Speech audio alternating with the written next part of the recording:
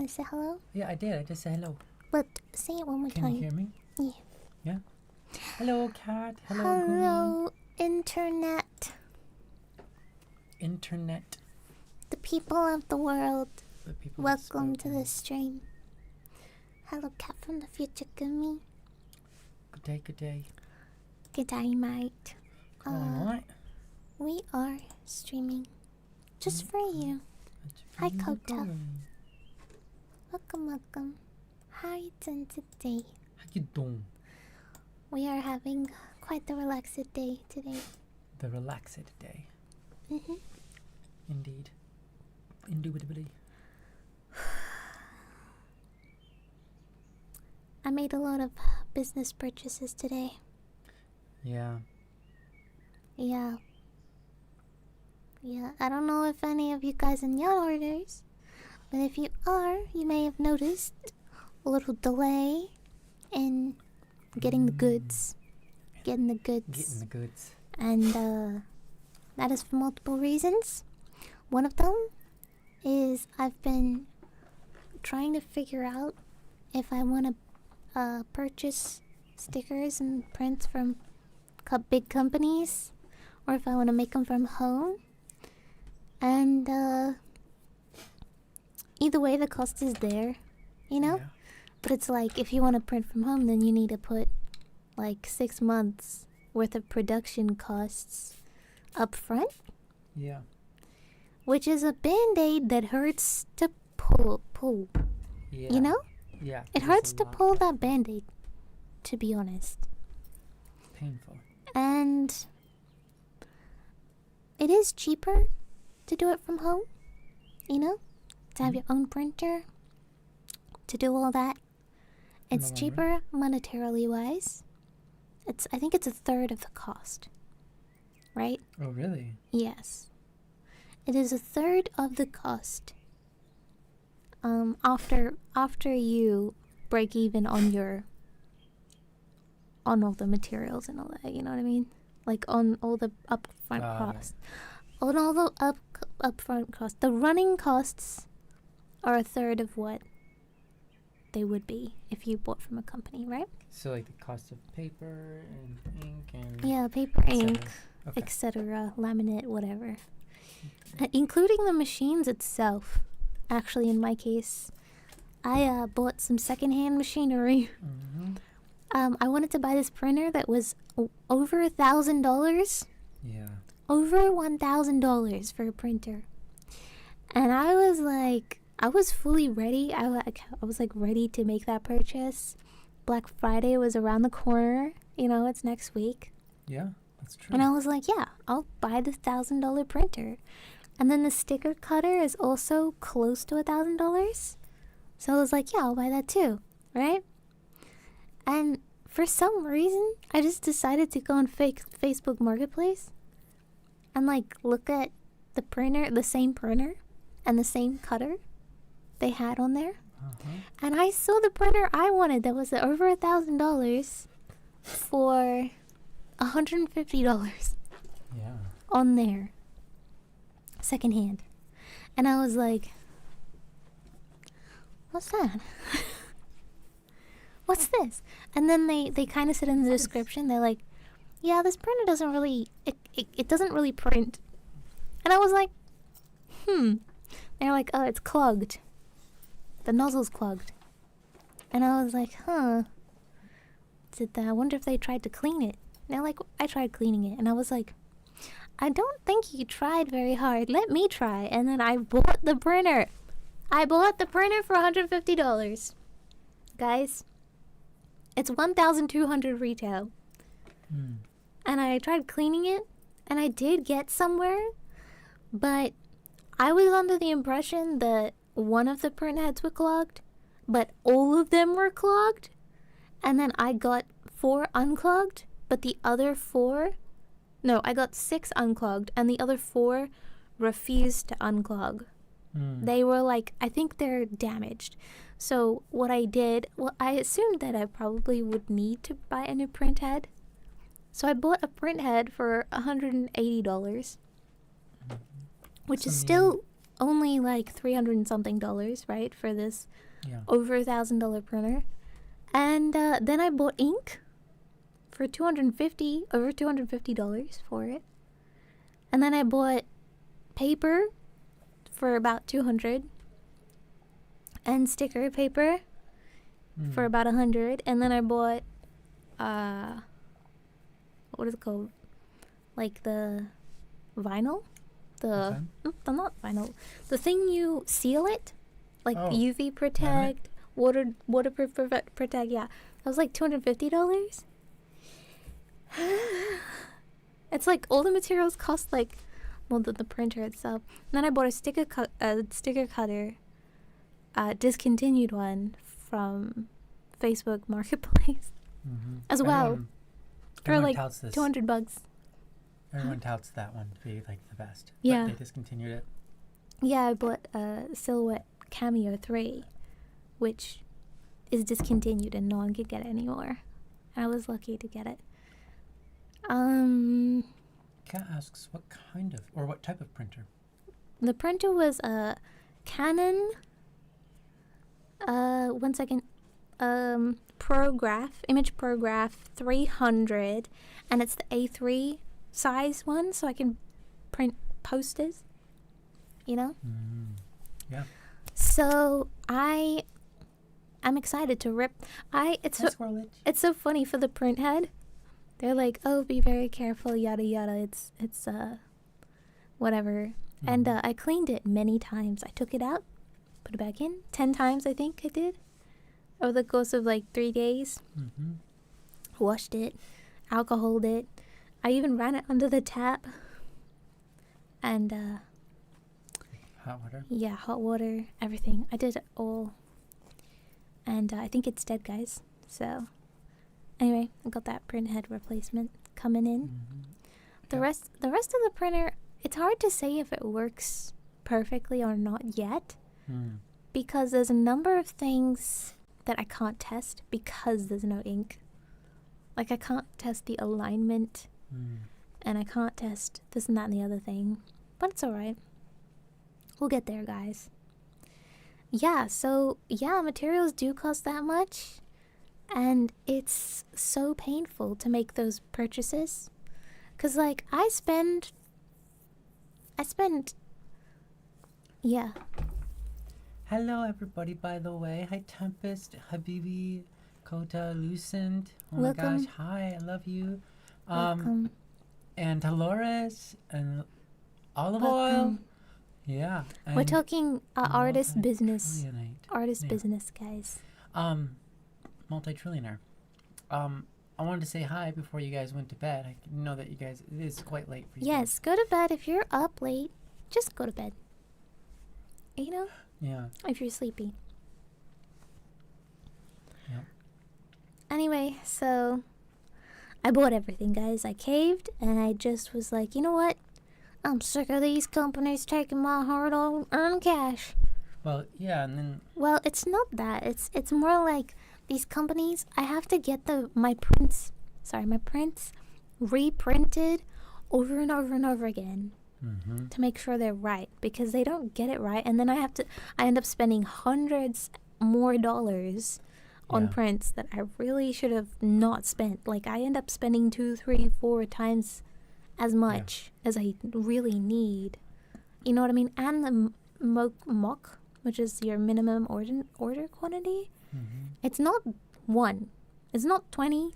It's not 30. Usually it's 50 minimum. And I don't make that many sales on like one item to justify, like not immediately anyway. But like I just can't be having that stock floating around. Like I don't have that much room. You have to buy 50 to look at it and go, yeah, this isn't the good one, so let's buy another 50. And then you get those in the mail. And you can't, like, it's hard to price things. It makes it difficult to price things because it's like you can't price, sorry, excuse me for the P's. You can't price your stuff based on how much you think you'll make if you sell all of it, because you won't sell all of it. Right. So you gotta price it based on how much you think you're gonna sell. And you have to factor in the all of the waste. Yeah. Because you know that you're going to order them and they're going to be wrong. You have to order them again. You're going to be wrong. And you have to order them again. And there's only be 12 out of 50 that are actually high standard. Yeah. And the other ones all have like hairs and stuff. Yeah. Fibers Yeah. sewn inside them. And they, Yeah. Mm-hmm. yeah. Anyway. Hi, young lord. Good. How are you doing? I'm not everybody, so I expect more answers from you guys. Young lord asks, "How's everybody doing?" Yeah. Welcome, young one. Oh, Hi, I August. like your Pyro. What's his name? What? Oh, Sonic? Sonic. Sorry. It's okay. Sorry, Sonic. guys. I feel so embarrassed that I'm not an internet person. Sonic. There you go. What's a pyro? Spyro? Spyro- Oh, Spyro is, that's that little purple dragon. Yeah, that's right. Yeah. I played that once, but I've never played. What's the blue one called again? Sonic. You never played Sonic? Is it a game? Yeah, it's you've a never game. played any Sonic? No. Wow. Well, that kind of makes sense. I mean, No, I've never played Mario either. I so- was the targeted age for Sonic. Yeah. They were like, play my game, and I was like, I'm just the right age for that. Yeah. And I played it. But I didn't own a Sega. So the only time I got to play it was at other people's houses or in arcades. Interesting. Don't disrespect. It's not disrespect. I'm sorry. I'm uneducated. Oh, you can still be a Sonic fan. Sonic's great. Nothing wrong with that. It's a great Yeah, franchise. Sonic's great. I just haven't. I like how they opened it up into something that was more than just a game. Yeah, look, I'm blue. I'm like trying to be like Sonic here, That's right. right? I'm like clearly a fan. Oh, you have played Mario. Me? Mm-hmm. We did. Yep. I played Mario for the first time in an arcade in Japan. And you got to play the first Mario I ever played. Which was what? Super Mario World. I played Super Mario World, guys. I am a true Mario player. Yeah. She actually did pretty well. That was It was her this first year. try, and she was doing really well. I am a professional Mario Yeah, player, she's- actually. Professional, even though she's only played I one. can't believe I forgot that happened. That was great. That was We had this a good year, time. We got to though. play in Japan. Yeah. Yeah. That was just a few months ago. Gosh, my memory. Does anyone in here pronounce it or know somebody who does pronounce it Mario instead of Mario? Mario. Because I want to know which culture it is that screwed that up. Which culture pronounces it Mario? Not culture, but region of the world. Which accent? Good think night, it's Tyler Germany. Loris. Hi, Olive Oil. Welcome. Yeah. Yeah, I'm thinking of creating an art market, maybe, business, where I That's I print artists' merch, print on demand. You know? Maybe. Depends if I like printing enough to do it. Yeah. It's kind of like a side gig. That's funny, Cat. I was, whoa, you never played Mario, but then realized I never played either. That's great. Yeah. I know someone named Mario and they say, no, yeah. That's pretty good. Well, I remember growing up, there were multiple people that I experienced saying Mario, and I was like so thrown off, almost like irate, because I was like, you got to be kidding me. How are you guys are all saying this? And I can't remember who it was and what their nationality was, but they were all saying Mario, and it just like was so off-putting. And I'm like, how do you get that wrong? Mario is Mario in Italy. Mario is Mario in Spain. And Mario, even in Japan, is Mario. Where does Mario come from? I have no idea. I've never heard it said that way. Well, that's good. That's good. I've heard people say it that way. You've heard people say Mario? It's really weird. But, oh well. Marvin? Hi, Izanagi. There's a Nagi. Welcome. Hello. Welcome. Sweetheart, we have not had water today. Oh, we've redeemed, hydrated, stayed. Wow. Well, I'll go get us some Something just water. fell on me. What? Explain it. I don't know. Something fell on me from the ceiling, but I don't see anything. What the heck? Where? I don't know. Where did it fall on you? On your head? On your... Here. I don't see it. I guess I imagined it. It's weird. That is weird. I'm gonna go get us some water so that we can stay hydrated. I'll be right back, okay? Talk about tuna or something. Tuna. Do you say tuna or tuna? Do you say stupid or stupid? Do you say insulation or insulation?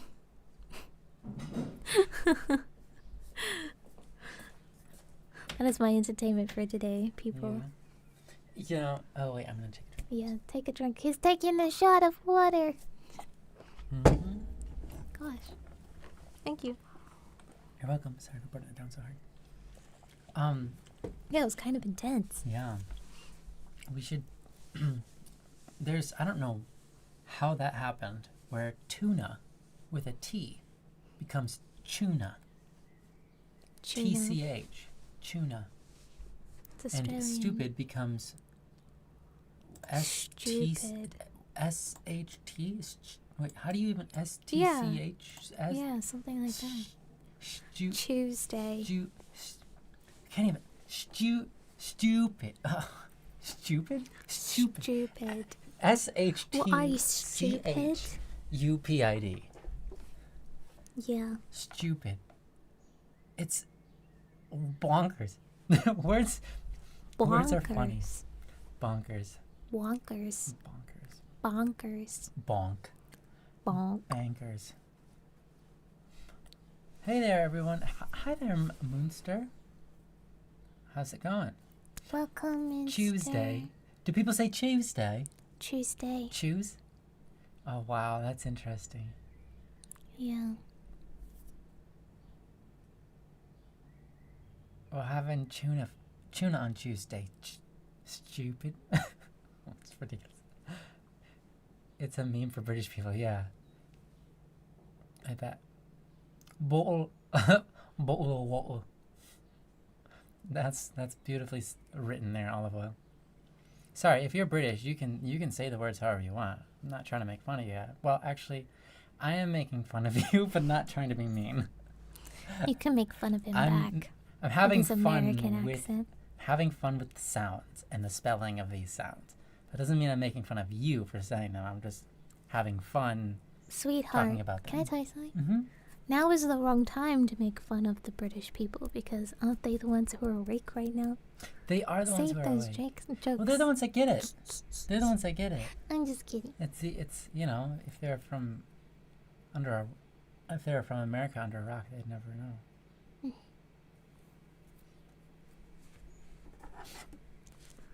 Anyways, let's not pick on anybody.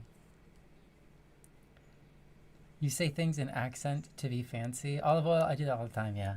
It's fun. I am from America and will be up briefly. As in, yeah, it's almost time to wake up, but you're already awake.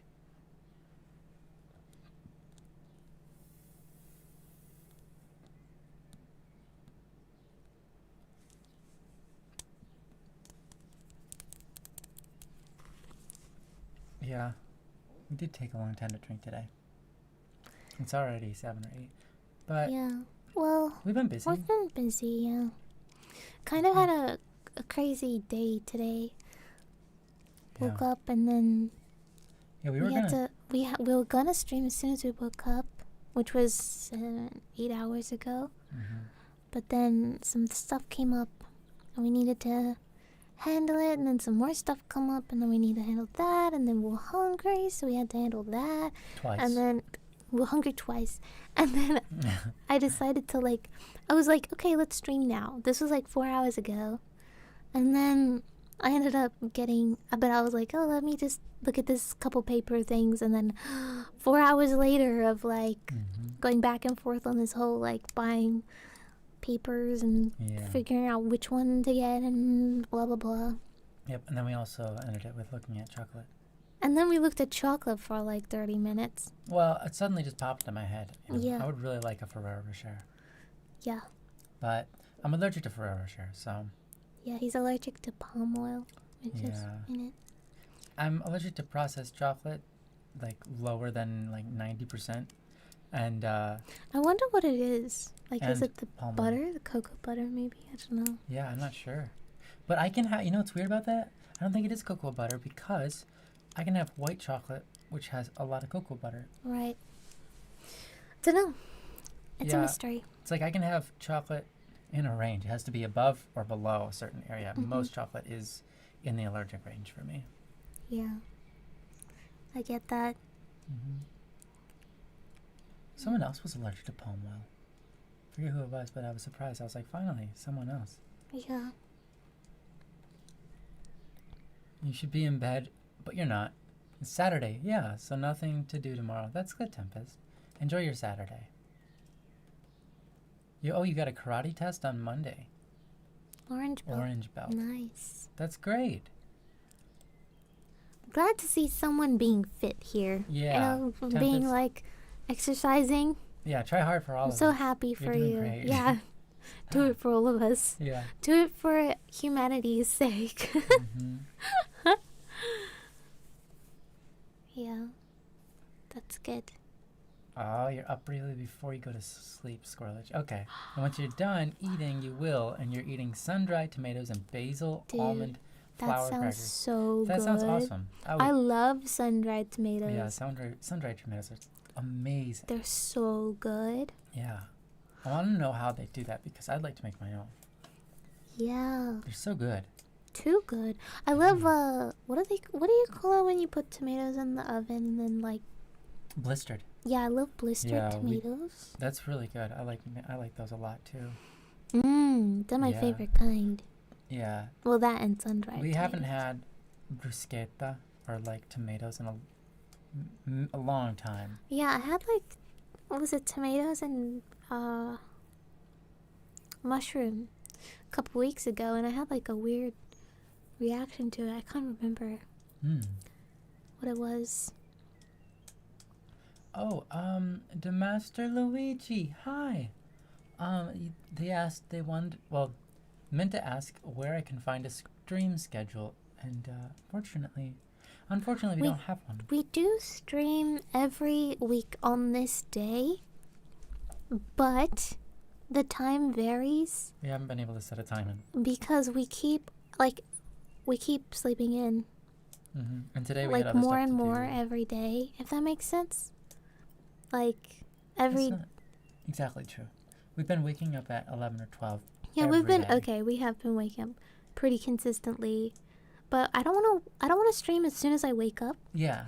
And at the same time, the time which we wake up at is a bad time to stream. Yes, it is. So if we want to stream like at a good time, then we need to be waking up earlier, but that's just not going to happen because we Are bad at math. no, because we want to work. Cuz we Yeah. keep on waking up late. So we keep on working late Yeah.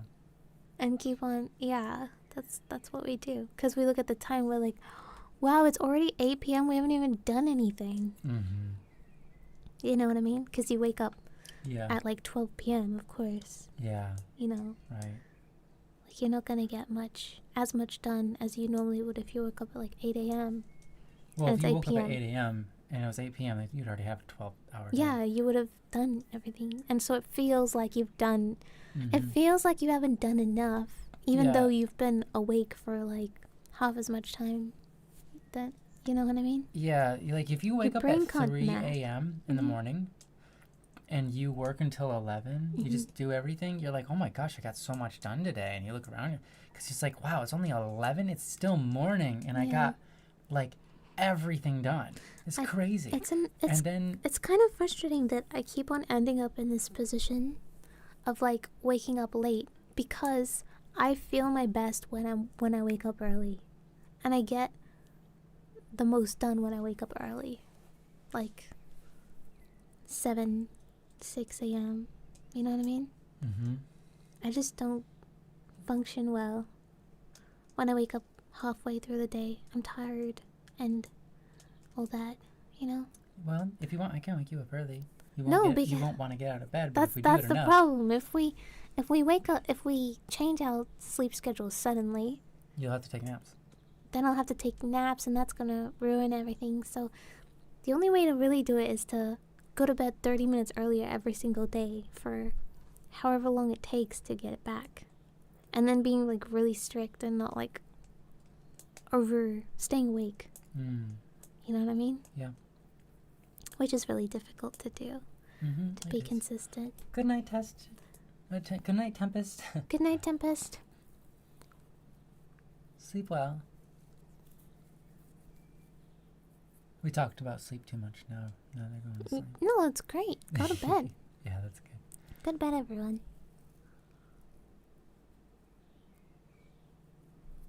You just fall asleep at random times every day? Do you have narcolepsy? You just randomly fall asleep? Or I'm teasing, I'm sure you don't. Probably have just your internal clock doesn't exist. My So internal clock doesn't basically, exist either. To answer Damasto Luigi's question, I don't feel I have confident insomnia in as well. making a strict schedule until we actually have a strict schedule. Mm-hmm. If that makes sense. Yeah. You know what I mean? Yeah. Yeah. We would like to stream quite early for a time. I with you would in like Australia. to, yeah, stream early. That means we have to wake up really early and just do it. Yeah, because you want to have like your breakfast before you stream. And you don't Mhm. want to eat breakfast on the stream, Yeah. you know? Mm-hmm. And you don't want to be interrupted during stream, so you have to kind of find the right time, Mm-hmm. you know? Yeah. That's hard to do. Mm-hmm. I think that, yeah, if we woke up at 6 a.m., we would have no problem finding time to stream. That's right. I agree. Yeah. Hi, Jeremy. Welcome, welcome. Welcome, Germany. That's a cute emote. Mm-hmm. You did a great job on that.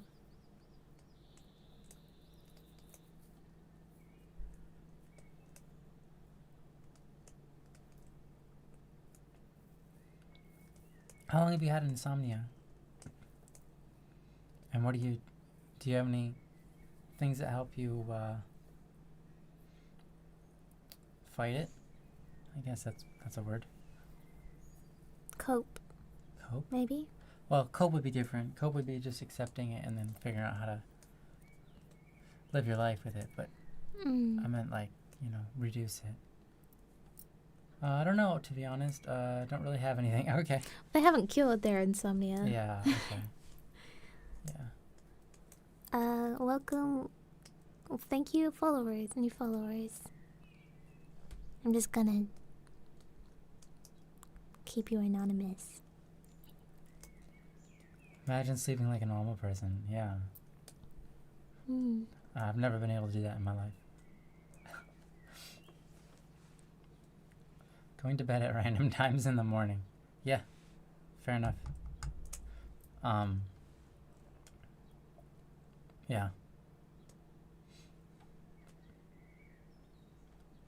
I had insomnia my whole life, so I remember even as a wee little boy, I just lay in bed, my eyes open, close them, doesn't matter, just be there for hours and hours and hours and hours and hours, and then it'd be morning, and I'd be like, all right,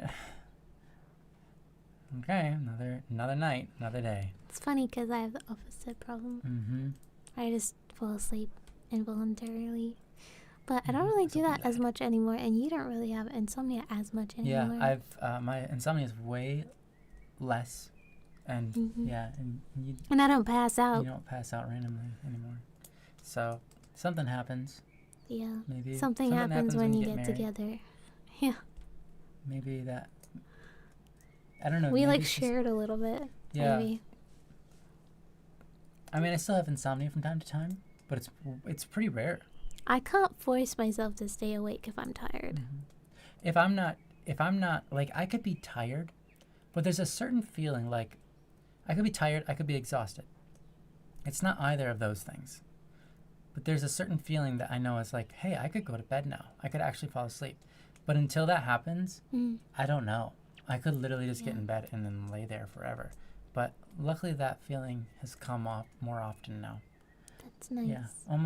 It's almost every night that I sleep now, which is really good. Although I still, some days will be, like, even if it's the getting sleep, some days will be like me waking up, going back to sleep, waking up, going back to sleep, or just being in like a daze, But it's still better than several years ago. But I think it's like just being in bed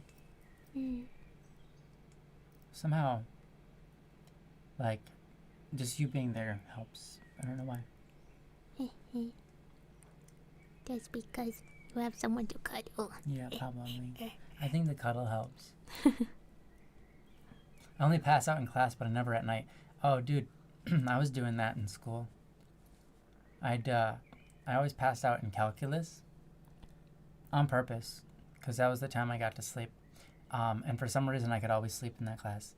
And then I didn't do any homework in that class. And so the only thing I did was sleep and take the tests. Somehow passed, even though it was calculus. I got it like a D-, by the way. Nice. Terrible grade, but I did pass.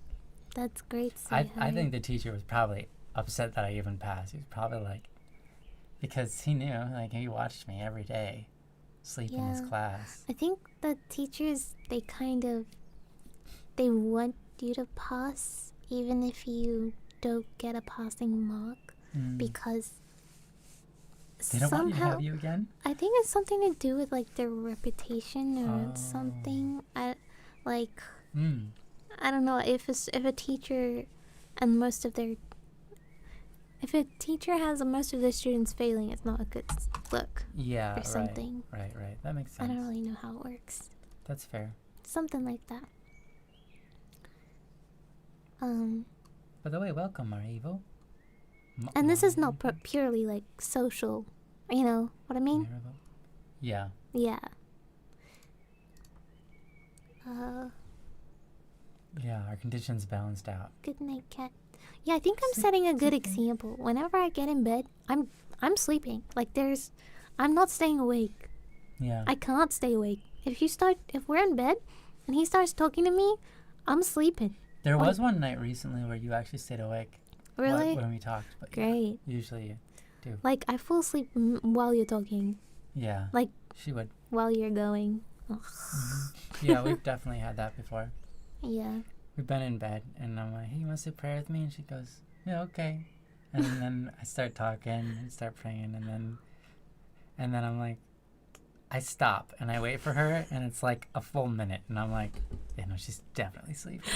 And then I say, hey, do you want to say this prayer? And she goes, huh? What? Oh, yeah. And then you actually say stuff. It's great. And then you go back to bed. It's great. Yeah, it's pretty good. Mm-hmm. I don't know why. The bed is just so comfy and warm, and just like a big pillow, and it's like you've conditioned yourself, like you've trained yourself so that if you're in bed, you sleep. You know why? I think I've never really made it a habit to have my computer in bed. Oh wait, that's not true. That's true for me, and I'm the one that's always had problems. That's not true, actually. I don't ever do Take computer it in back. bed because it's uncomfortable. Well, I guess it's not. I haven't spent time under the covers in a comfortable position while being, like, on the computer or on my phone or anything. Sure. And I don't use my phone as well. Mm-hmm. So I think making bed the place to sleep in only helps. Interesting. Okay. For me. But that doesn't mean it helps for anyone else. You know? Mm-hmm. Yeah. Jeremy says when your eyes start to feel heavy. Yeah, that's fair. And olive oil said, I force myself to sleep using melatonin pills. I've tried those and no change for me. Yeah, I think certain like things like that work on some people but not others. Yeah. Well, that's a lot of things. Yeah, like caffeine is the same way. Like Mm-hmm. caffeine has like no effect on me whatsoever. The what's wild is those what do you call it? Like NyQuil or other medications that like are kind of made to make you drowsy and fall asleep. They will have really mixed effects on me. They will either, like, there's no consistency with them. Sometimes they will actually have me get knocked out and fall asleep. But if they don't do that, with like if they don't have me fall asleep, like just like zonk out, then 100% for sure I'm gonna be wired all night, and I'm gonna be laying there like wired, like my mind's racing, and I'm just like, it's not like I'm panicked. I'm just sitting there. I'm having like crazy thoughts, like just nonstop thinking, like feeling awake and weird, and like, and it's like the whole night I will not sleep, and it's like, darn, that's what I needed when I was sick. Yeah, to stay awake a whole nother night. You know, that's what you want is rest. So yeah, I try to stay away from that stuff because that stuff. Yeah, if it doesn't work, it totally ruins the night. Yeah. No, thank you. Yeah. People who can just go to sleep at any time they want amaze me. Yeah. You know what? I actually Hi there, didn't realize how tired I was after all that. I don't know about you guys, but whenever I research a lot of stuff, yeah, you always get tired. I get super tired. I noticed that. Afterwards, I'm like knocked out, like, you know what I mean? That was really nice of you, V-Mine. Thank you. Welcome to the Scripper pack. Subscribe, Scripper pack. Thank you. V-Mine. Welcome to the Cool Gang. Welcome to the Scripper pack. Welcome to the Scripper, whatever that is. Scripper pack. Scripper duper. Hybrid jipper pack. Yeah. Imagine falling asleep trying to remember something. Oh, I do that all the time. Yeah. What was that I was going to do in the morning? Or what was I was supposed to do before I went to bed, and then you fall asleep? Yeah. Yeah, I'm sure. Or like when you're doing something important in your sleep, like in your dream, and then you're like, oh, I have to remember this, like when I wake up. And you wake up completely forget. Yeah. Oh, yeah, I've had dreams where I've composed entire pieces of music, and they're like really good, actually. But and it's like not just a melody, it's like lots of different parts of the orchestra doing different things, and it's like, wow, that's in depth. I hope I can remember this when I wake up because I'm liking it. And then, you wake up and it's gone. Yeah. Yeah. Oh, thank you, V-Mine. You're kind. Happy to be in the Scooper pack. Scooper. That's great. That's fun. Yeah. Dreams are wild things. Well, guess I have to add, try not to slip while on my way to work. No, yeah, don't slip. Be careful. Or sleep. Yeah, is it snowing outside? You said it is slippery outside. Is it snowing? Is it icy? I've never seen that much snow, I think. Yeah. I mean, there was one time in like Japan, I was like walking outside and the ground was slippery. And there was snow to the sides of the road. And someone did build a snowman. Really? That was like the first and last time I saw that much. No, it was big. You actually put the big one? It was a big snowman. Wow. I mean, for my standards. Yeah. Well, it probably was. Yeah. Hey, Creeper. Welcome. Creeper. Good morning. How are you doing today? Dream journals are in need. Man, I would love to have a dream journal. Oh yeah, Like that would actually make me happy. That would make my life better. you should have one. That's a good idea. You wake up and you record. The problem is remembering that I want that, remembering to do it. Mm-hmm. You know what I mean? It's like, oh, that's a nice thought, but then how are you supposed to remember to do that? Yeah. Some dreams you don't want to record. Just forget those. Yeah. Some are awful. It's weird because sometimes I remember my dream when I don't want to. Mm-hmm. You know what I mean? Yeah.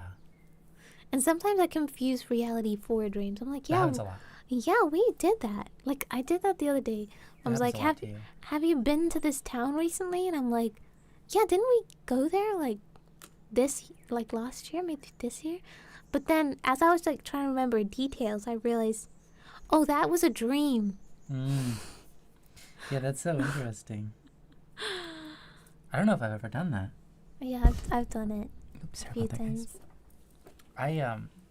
Yeah. You're always asking if this is real, if this is reality. 'Cause My dreams are too real. I feel everything in my dreams. Like I feel Mhm. pain. I feel everything. Yeah. I can read. Oh. I hear things. Mm-hmm. See things. I don't know. Everything. Is this the real life? Yeah. Is it just fun? Well, my real life is really like awesome. So I'm just like, am I dreaming right now? Am I in a coma? I always think that I'm in a coma, Mm-hmm. like dead somewhere. Maybe it's the afterlife. I don't know. Maybe I'm like, I just feel like I'm in a coma and this is not real life. Cause like it's too good It's too good to be true. Yeah. Yeah. That's fair. I probably, I like, kind of I don't respect know. that. Maybe someone tried to kill me Yeah, but I'm a real. while ago. I'm real though. But you would. Yeah, I would never You have make to- you up. It's interesting because you have to respect another person's realness. Well, here's the thing. I could never make you up even if my life depended on it. It's probably true. You know what I mean? Yeah. I would never be able to make someone up so beautiful. Oh, you're so sweet. It's Oh, true. You're beautiful. Oh, I know I'm beautiful. Good night, She doesn't Lucian. take meds. Yeah. I'll make sure she doesn't. What meds?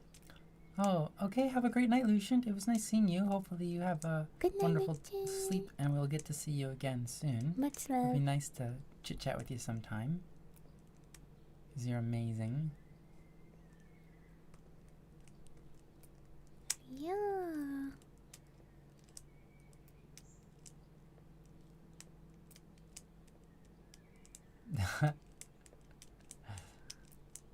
You have a dream about balding? Oh, man. I feel like I've probably had those dreams before. Hair dreams? Yeah, like Mm. going, like bowling, but I don't I've know, had a like dream that like kind that of or something like that kind of stuff in my dreams, just kind of happens, Hmm. and it's just like, oh, whatever, you know what I yeah. mean? Okay. I feel like I've had can't my be helped. teeth, you know, those teeth falling out dreams. You know, your Yeah, teeth fell I've out, never had that, but yeah. and you can feel them all in your mouth. Weird. Okay. No, don't know that one. No. Hi I've there, had those. Snya. Did I say it right? Where? Siminia? Snya. Siminia? Yes. Hello. We are chatters too, aren't we? I got a Little question for chatters. Static. Do you have any advice you could give on music production? I'm sure I could have a lot of advice. Yeah, maybe ask something more specific. Yeah, ask something, but like, yeah, anything specifically, Yeah. rather than just any at all. Because, Yeah. I mean, I guess that's a good question. If you're blind, you know, you don't know what, like, it's like, what kind of things did you learn? Well, if you're a complete beginner, you can be like, where do I start? You know what I Yeah. mean? What kind of things Right? did you learn that no one teaches or whatever? I guess that sort of stuff could exist, but I can't think of anything. I would take a week's worth of apocalyptic dreams over bowling. Wow. I do die in almost every single one of my dreams. I think That's not true anymore. most of my dreams. Well, I still do die sometimes. Yeah, but you used to die all the time. Now you don't die. Yeah, very there often. was It's there quite rare. was a period of time where I did die in every single one of my dreams. Very Your brutally. brain was just like, how do I? Because dreams are really interesting because your brain doesn't make them up in chronological order. It feels like chronological order to you, but the reality is it's not. That's why things like someone shutting a door or dropping a book or whatever, you hear the sound in reality and your dream will try to make sense of it and it becomes part of the story. Like you were like, oh man, I'm waiting for someone to, I have a question. like you see someone running at the wall and they hit the wall at the perfect time for it to have lined up with someone in real life dropping a book or closing a door or whatever. And you're like, how is that possible? It's like, well, your dream wrote it backwards. They heard the sound and they made it make sense. And then your brain played it out like instantaneously so that it would fit in, which is incredible. Our brains are amazing. So I don't know. It's interesting. Our dreams are like that. So when you think about it, when our brain thinks something, we try to make it happen. Like it's like if you start thinking a thought, your brain wants to finish it, and it will insert itself into other scenarios. So it's like every time I dream, I die. Therefore, no matter what happens in the dream, no matter when I wake up, if someone else wakes me up, whatever, my brain will figure out a way to really fastly finish it with, and then I die. Like, it will take it and it will put it together in such a way that it'll be like, yeah, this happened, that happened, that happened, and then you died because this person did that. I don't die necessarily when I wake up. Sometimes I die and then I wake up and then I go back to sleep because it's like the middle Yeah, of the that's night. true. Yeah, that happens. Yeah, I get it. I'm just saying, like, our brains will try to insert it in there if it's some kind of weird. I have a question for something to you. think about. Yeah. Have you ever had a dream and then like 2 years later the dream continues and then like another 2 years later the dream continues? Yes. I have those all the time. Yeah, I've had those. Yeah. Yeah. It's interesting. You like get to meet the same characters again in the same world space and you're like, oh my goodness. You're like, wow, I'm back here. Back here again. Mm-hmm. I don't like seeing people in my dreams that are supposed to represent people in the real world. Yeah, and they're wrong. Because I always know that they're not the real person. You had a couple of Ryan impersonators. They always are so weird. Yeah. They always do something weird and then there ends up being two of you. Every single time. Every single time. How many of those dreams have you had? I don't know. Like too many to count. Too many to count. Weird. Brains are weird, and yeah, they'll find logical patterns to try to justify anything that's going on. Yeah, that's right. Mm-hmm. Oh, have a good one. Yes, approach work slowly and carefully, young lord. Simnia said, "This is all I could come up with." Lol. How do you make your music sound full? Every time I make something, it sounds like it's missing something, so I either overproduce or underproduce. That's a really great question, and I think that's something I struggle with too.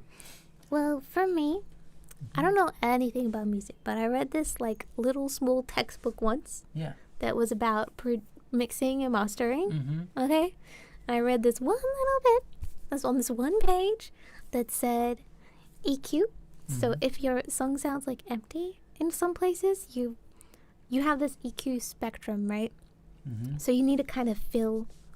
You don't have to fill it perfectly, but like you need to put each instrument in like its own little section kind of thing. Yeah, some category. You know, so it doesn't sound muddy. Mm-hmm. And then the fullness would probably come from like putting things left to right, so you get the full, not just the full EQ, but the full like headphone like area effect. What do you call that?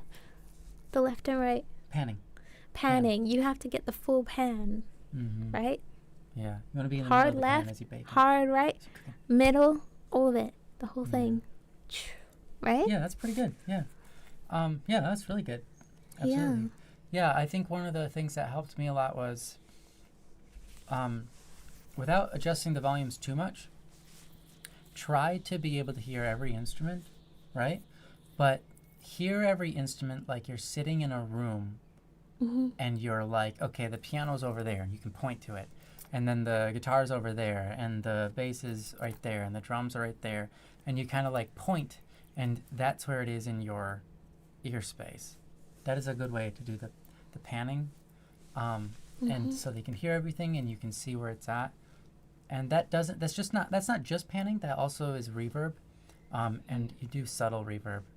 Reverb should be subtle. Reverb should just help the brain think it's somewhere in the room with you in a certain spot, not necessarily to like make it really, I guess really reverberated, where you sound like you're in a hall or in a Yeah. You can cave. also stack instruments. Like, for example, if you have like a bass line, you can have like 3 different basses playing it all at once. Mhm. That's kind of fun, Yeah. right? I don't know if that's actually good advice or not. But, Yeah, a lot of people do that. or you could do a piano and a bass playing the same thing, or Mm-hmm. Also, what else? I don't know if you have this in music. You probably do, but in art, right? Like, and I'm talking about visual arts. Mm-hmm. You do something called a composition, Okay. That sounds musical. and you pick a focus. You're like, okay, first I want the viewer's okay. eye to be drawn to this. Yeah. Then I want them to see this, and then I want them to see this, and then I want Right, them right, to see this. Maybe you do the music in the same way. Like, That's interesting. first you want the viewer's ears to hear this, and maybe that's like in the middle, and then maybe, like, I don't know how it would work, but Yeah, that's interesting. you want the viewer's ears to hear, like, pay attention to this. Mhm. This is the biggest thing, Yeah. Is that a thing in music? That's interesting. I could see ways you could make that a thing, though I've never heard anyone describe that. That's kind of an interesting. Right. I that'd mean, be I an would interesting assume, take. like, vocals would be the main thing if you have, Yeah, like, a generally vocal speaking. song. Yeah, vocals are generally, obviously, the main thing you want people to focus on. And Yeah. then bass always goes straight down the middle, straight center, no pan. I think bass should be hard left, hard right, middle, all around, everywhere. Mhm. Everywhere should be the bass. Yeah, You should have 10 basses. 10 basses. But that's all for mixing. As for making it sound really full, that comes with mastering. Mm-hmm. And what I would say is, I have a very special mastering setup, mastering chain, and it works like this. Yeah, 12 bass tracks all pinned in each direction. Yeah. That's why my headphones. And like I said, I'm not a producer or a Yeah. mixer or master. I just read that not even half a textbook. I read like 10 pages of a textbook. I don't know what I'm talking about. Yeah, that's funny. So what I do is I mix everything so that I can hear it well, right? And then I export, and I want to start up a new project file for my master. And so what I do is I export the WAV files, and I export them like this. I export all the trebles, so that's going to be all the instruments that are playing melodies or backups or harmonies, whatever, anything that's not a bass but is an instrument, excluding vocals. And then first I export everything all together. Sorry. Then I export just the trebles. Then I export just the bass. I export just the drums, and I export just the vocals. And if I have side vocals, I export just the side vocals. And I have all of these different exports. I put them all into one file, so they're all on top of each other. So basically what I have is 2 of everything.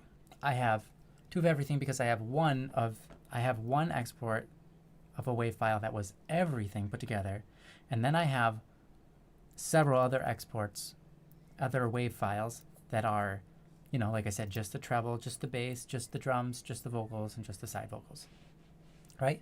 So now I've got 2 of everything. Then I take those, I reduce the volume on them so they are not clipping, and to the basically to the one that I export of everything, I don't touch that. I basically leave that as it is. But then on the vocals and the bass, the drums, and the side vocals and the treble, I'll add different effects, different amounts of stereo panning, not like pan left or right, but a certain plugins that will make it spread the wideness. And what it does is basically it puts a delay on one of the ears. And so by delaying one of the ears, it causes it to sound like it's building in the room, and it's being wider and wider. Okay, it's actually it's delaying one of the ears, but then it's coming back at a different time. That's not relevant to how physics works. So basically, what it's doing is it's mimicking this idea of being surrounded. You're being surrounded by this sound, and I do varying levels depending. For bass, I basically try not to touch that, other than to maybe elevate them or reduce them if they're too loud, but I kind of just leave that as it is. For the treble, I try to kind of give it a stereo width, and that's, like I said, through different versions of delays and stuff. And for vocals, I also want those center, but I also want them really sharp, really pungent, so I'll put exciters on them and certain versions of compressors and things. Anyways, all of this is to get that that big width, that big full sound, that big like everything is surrounding you sound. But you need that original track to be in there, or else you lose your punchiness. Because if you make everything spread out with the like little tiny fractions of delays so that it has width and stuff, but you don't have the original export of everything together with the actual correct timings, everything sounds like just a mess. Like everything's coming in at the wrong times, just like nanoseconds off. You can feel it. You can't hear it, but you can feel it. It feels muddy. It feels like there's no punch. Like all of it's been made sappy and like, like just a bit of a bit of a audio mess. And so you keep that other one in there so that when certain sounds happen, they strike at the same time, so the volume is there. So the volume for the parts that should be right is increased and like magnified, and the parts that are off, misaligned due to delays, those parts are a little bit quieter and also aren't being echoed out, like happening over and over and things like that. So and then after that, I just kind of put an EQ on the whole thing to cut out the very low lows and the very high highs so that it sounds nice for your head. And that's kind of the trick. That's the really, really special. Everyone kind of does it a little bit different, but that's how I do it. And I feel like it really helps give that full sound. I don't know what that type of mastering process is called, but if you if I knew the name, I could tell you what to look up on Google, and you could probably find lots of different people giving lots of different versions of it, lots of different guides on how to do it in lots of different ways. But if it comes to me, I'll let you know what it's called, so you can research it and learn how to do it with whatever program you're working with, whatever plugins you have. But right now it's not coming to me. But yeah, essentially the idea is you get this fuller sound without losing the punchiness by having a duplicate of everything, and you adding different I do kind of touch up the EQs on different channels. Maybe it's like, reduce the bass in the trebles and then reduce the trebles within the bass wave files, because then you get them more concrete and solid without all that muddiness.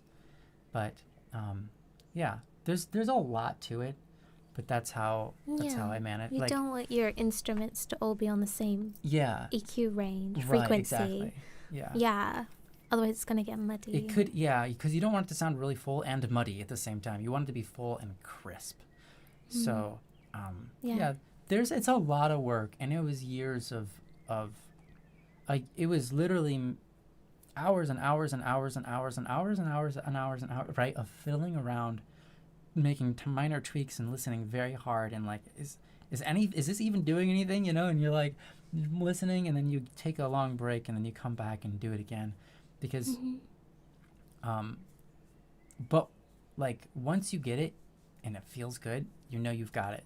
And not every song gets the same mastering process. Every song gets a slightly different mastering process for me based on what I'm hearing, based on, 'cause tempos change, the instruments I'm using change. So what I've done is I've created a vocal chain, or not a vocal chain, a mastering chain that has a bunch of different stuff in it. And I modify it slightly for every one, but generally I use a lot of the same processes.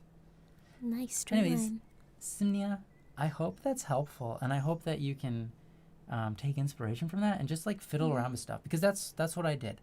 I fiddled around with it until I was kind of learning what was doing what, to understand what made what sound the way it sounds. And after a long period of time, I got something that I liked.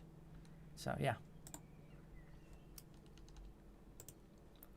So if you want to kind of have a little bit more guidance, there is you can look up on Google, let's see, the EQ frequency chart. Oh yeah, or yeah. Joe loves EQ those. cheat sheet. Mm-hmm. Obviously you want to still have your creativity and still put your own spin on things, but if you just want kind of the industry standard or baseline kind of like fundamental that kind of a lot of people do, then you can just look up EQ cheat sheets for instruments, and basically it'll just tell you like which range each instrument should be in,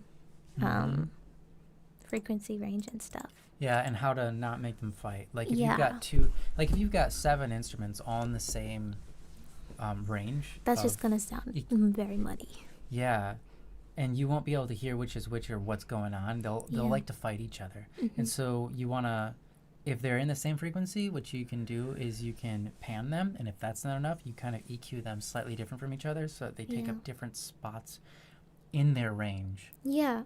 And it really Just- helps christen them up. I don't know if you're an artist, but you can think of like the EQ range, the frequency range, as like Color? a canvas. Yeah, and each instrument is a color, and the more colors you mix together over one range, the more of a muddy color it literally will be. Yeah, yeah.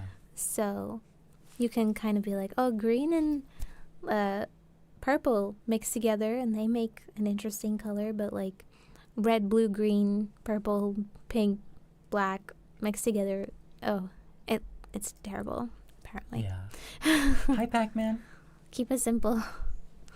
Maybe. Anyway, you know more than I do.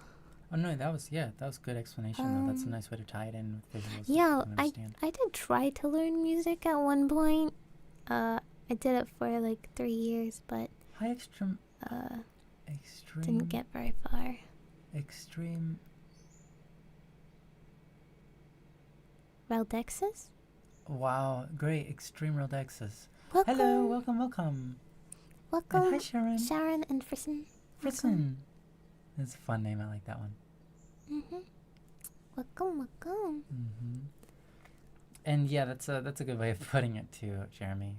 It's like the difference of playing 5 sets of train horns at the same time instead of 1 set through an amp. Or 5 sets through an amp. You won't even be able to tell what happened.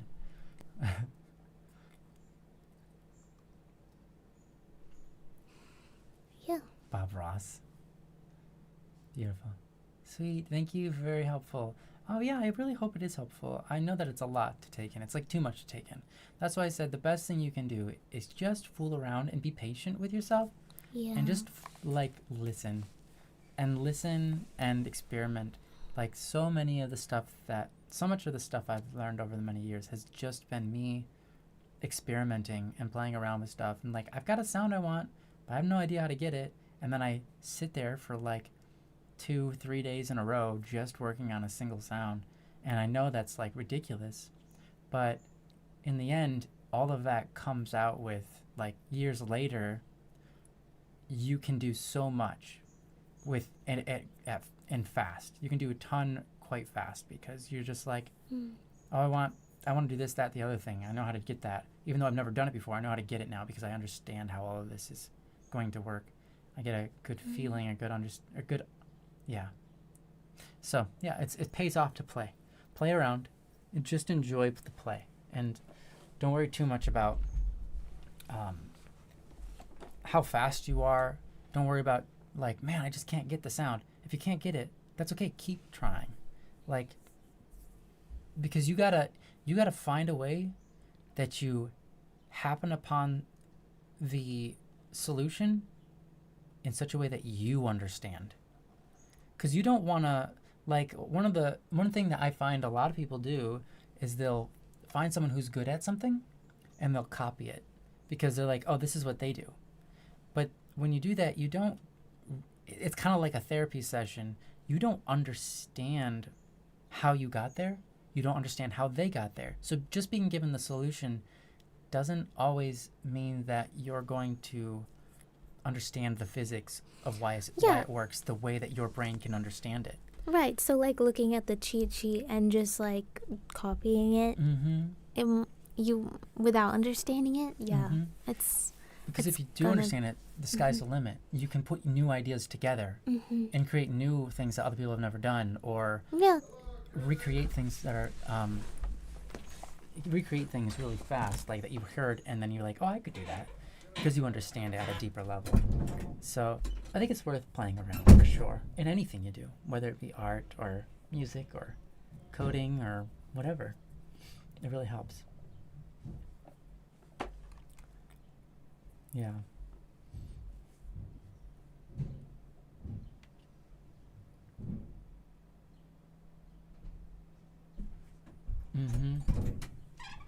Yeah, and it is okay to learn from people who are better than you. I'm not saying don't do that. I'm not saying don't look up cheat sheets. They can help you understand what's going on.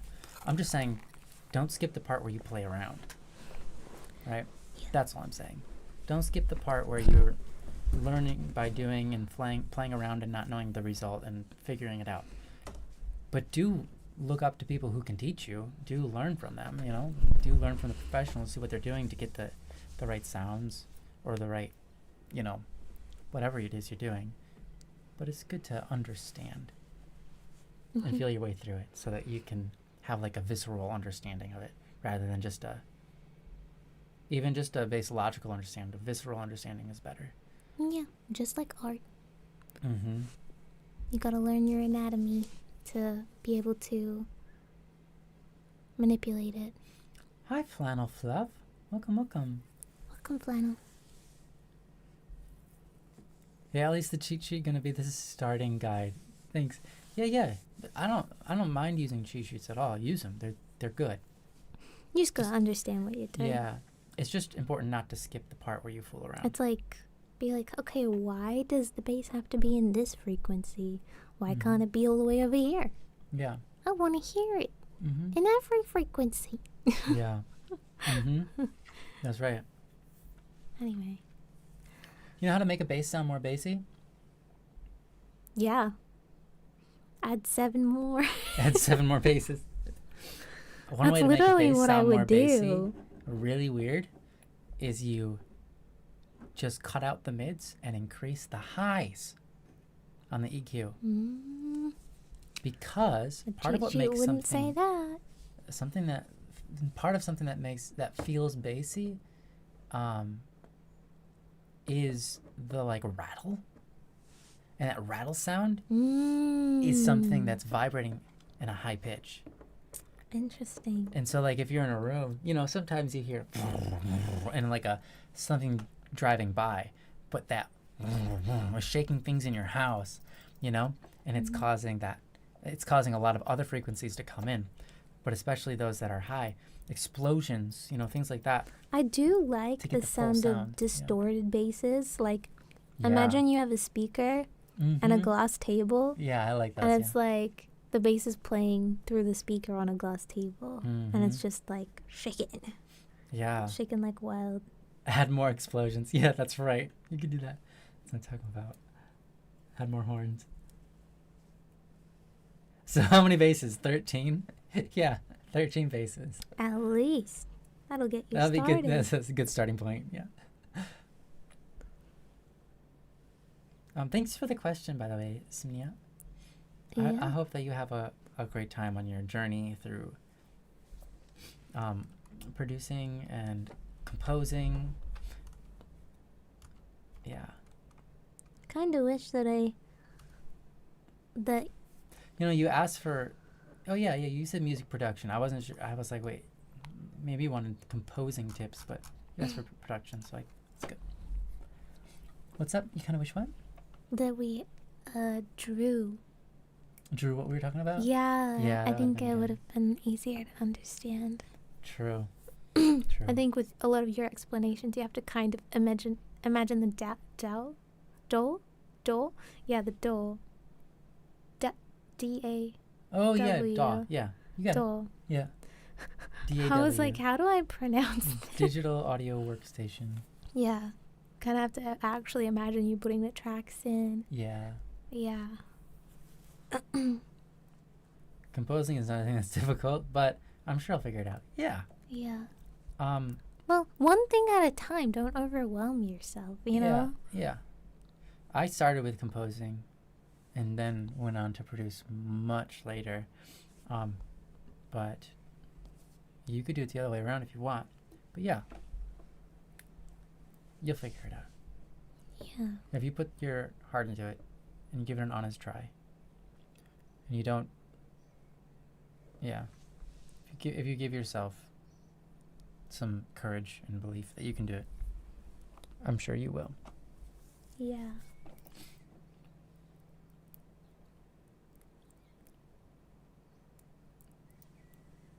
Welcome, Jacob. Oh, How are welcome. you doing today? Music is a life experience. In what way?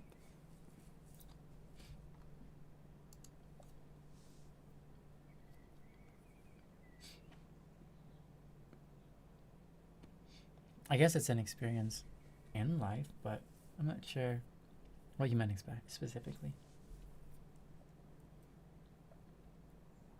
Flannel Fluff, how are you doing today? What are you up to? Maybe they mean like lifelong. Yeah, maybe. Maybe it's like a journey, you know, like Yeah. it's something you'll always be getting better at or Yeah. learning new things about. Yeah, I think so. That Yeah. is true. It's incredible that music is a thing. You know, there's so much. Mm-hmm. They said, yeah, I mean, like it's one of those things that like understanding really only develop with time. Yeah, understanding really only develop with time. Right. Well, I kind of disagree. Yeah. Some people don't get better with time. Well, that's They true. stagnate. That's true. You have to be conscious of that. Yeah. Yeah. What are some of our favorite music artists?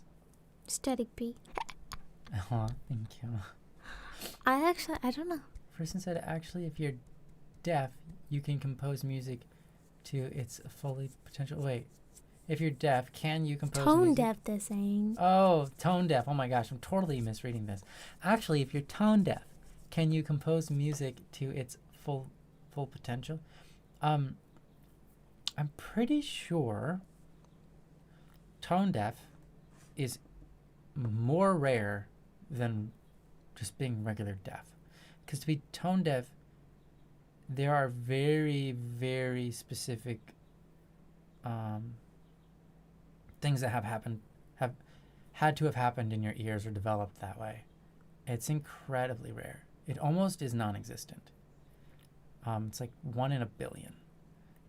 But I think it's less than 1 in a billion, actually. Compose. I mean, you can compose music and then other people would kind of like, fix it up for you, right? I think tone deaf is, if anything, like a subset of being deaf. What As about percussive? Just be a percussive. Yeah, you could still compose. You Be a could still absolutely compose percussionist. percussive pieces. Yeah. That's kind of where my mind went. Yeah, absolutely. I mean, I don't remember. I think it was Mozart. Everybody, wasn't it Mozart? Mozart went deaf, and he continued to produce music while he was deaf.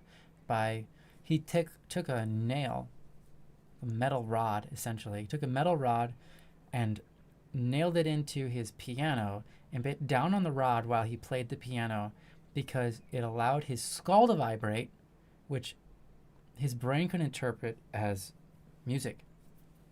Right. And so even if you're deaf, you can produce music. And yeah, you're right. You could absolutely produce percussive things. Yeah. That's the... But you're saying to the fullest potential, though? Frisson is saying? To its fullest It depends potential? what you consider to be the fullest potential. Yeah, I don't know what that is. Really. What is the fullest potential? You could make a whole new genre. Beethoven, thank you. I knew. Yeah, I was like, I'm pretty sure I'm saying the wrong person. I was. Yeah, it's Beethoven. Thank you. I feel like this may be controversial to say, Mm-hmm. but I don't have a favorite music artist. Yeah, And me not neither. because I can't choose, but because no one has really filled the slot perfectly for me Same. to become good Same. enough to be my favorite. And it's not about being good enough. It's just Yeah. like that my identity and what I like consider to be what's the word? Good and likable. Yeah. I just haven't found that person, Mm-hmm. that artist. You know? Same. Yeah. Same. Hubby, you're the closest thing. You're so sweet. Thank you. Yeah, I can't. I don't have anybody because almost everything is hit or miss. And Absolutely. It's hard to pick a I favorite agree. when there's a lot out there, but it's not like I have a. It's not like, oh my gosh, I've got so many favorites. It's just like there's a lot of good ones Mm-hmm. I like and I'll listen to on purpose, but Yeah, there's To be nothing like honest- overwhelmingly like, oh my goodness, Yeah. this is the best ever. there are only a. Yeah. It's like, honestly, for me, I'm so picky. There's only like a handful of artists I'll even listen to. Yeah. You know, like most of the time most of the time I don't really even care to listen to music, but then sometimes I feel like I'm into it. You know. But, Yeah. yeah. For me, I'll just deal. I'll be like, I'm listening to garbage right now, and I accept that. Mm, You know what I mean? yeah. Like most of the time. What mic do you use? It's so crisp. We're using drum mics. We're using drum mics right now. We're using Yeah. AKG P170s. But I actually have another mic here that's way better, but I use it for Don't Worry Wednesday. It's too annoying to plug in. And yeah, it's too annoying to plug in. Our setup is And questionable. it would pick up everything Yeah, like way too well. yeah, it would pick up me. Mm-hmm. And that's the problem. That's why we had to get drum mics, because my voice is too weird that normal mics just want to pick up everything around me. I'm too quiet. Mm-hmm. Yeah. Yeah. So I had to get a mic that directly points into my mouth and then just ignores everything around it, which is a drum mic in this case. Mm-hmm. Yep. Yeah. Does Because it? they're pencil mics, they're directional. Pencil mic, thank you. I was like, Yeah. I don't know It's also what called it's called. shotgun mic. Yeah. Yeah. Yeah, it's so that we don't pick each other up as Yeah. much. Because we're both plugged into separate mics. Mm-hmm. And if we had our normal mics on, yeah, Mhm. we'd be like cross-contaminating Yeah. and get muddy. Yeah. Yeah. You'd hear the room and it would be echoey kind of feeling. Oh, yeah, and our room is super tall. Yeah, it's not so bad now that we've put a blanket above our heads, but yeah. Yeah, we've got a mattress above our heads. An entire mattress. Literally. And some blankets. Because- You guys call dunas here. Yeah, because our ceilings are so tall. Mm-hmm. The room is really small, but the ceilings are really tall. So the audio in this room is very, like, echoey and weird. Sounds a bit weird. Mm-hmm. So that's why we had to get these mics that, you know, are very focused. We did sound dampen the room really well. Yeah, we've got a carpet, we've got curtains, we've got blankets hanging from the ceiling, we've Yeah. got insulation, paneling, like, that are really thick, like, I would say like a head's Hand-built. thickness. Like a person's We built height. them together. It was fun. Yeah, a person's height. And then just like people thickness Yeah. hanging from the wall. Yeah. We've got how many? Four Four. of those, and Mhm. then we've got just a bunch of like, what are these called? Sound panel things. Yeah. Those things as well. What are those called? I don't know, absorbers or whatever, Absorbers. sound absorbers. Um, And like Foam. that's a lot of work. Sound foam. I feel Those like things. if we had a different room, all this it would be so like, If we had all this in a different room. like a Yeah. shorter room, it Mhm. would be way more like nicely sounding. Yeah. But because of this room, it's like, Yeah. you It's know. actually it is pretty good in here. Oh yeah, it's All pretty things good right considered, It now, is pretty good. and it's not windy, Mm-hmm. which helps. Yeah. Because when it's windy outside, the windows we have are jiggly, Mm-hmm. so they go dunk Dunk, dunk dunk, dunk. yeah. Like, if you ever hear I made the out, same sound. yeah, I mean, if you ever hear out videos and in the background you hear dunk, dunk, like all this Yeah. banging, it's Yeah. the windows. It is. I'm gonna be right back. Okay. Yeah, when we first got this room put together, I remember we'd walk in and be like, "Whoa, it's so different from the rest of the house." Yeah, it's like The rest of the house, you walk into a sound vacuum. yeah, it's like suddenly, it's nice and cozy. We like this room because it's cozier because of that as well.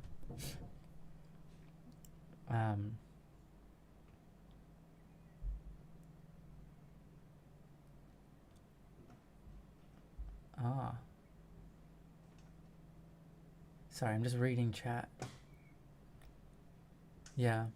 Yeah, I think many people don't have favorite music artists. You're right. Because they listen to, like, now, it's a little bit different than it used to be, you know? You used to, like, adore, like, a specific person and buy their album and you just listen to the same album over and over. But now, because of the internet and Spotify, etc., like YouTube, whatever, you got so many different artists that are being that you listen to all at once and just listen to a couple of their songs, which I mean I prefer. I think it's cool, but I also prefer. yeah, I mean I think we all But I prefer, feel but like we do have less people have favorite artists. Now. Yeah, music is being put out faster than ever now. I think. I think it's less quality. Yeah, Same with art. fair. That makes sense. Not all of it is. I mean, just like the average. Uh-huh. Not that the consumers can tell. Do we still pick up the lawnmower? Oh yeah. There's no. Oh yeah, absolutely. There's nothing we can do about the lawnmower. Mm-hmm. There's no insulation in this house. Yeah. There's None. just like literally a The wall. only insulation we have is in this room of just panels that are up, but the rest of Yeah. the house is not. This house is not insulated. We just have a wall, and it's outside. Yeah, You know what I mean? and it's a brick wall, which Yeah. Brick is not bad at deferring certain frequencies, but it only defers like that one frequency.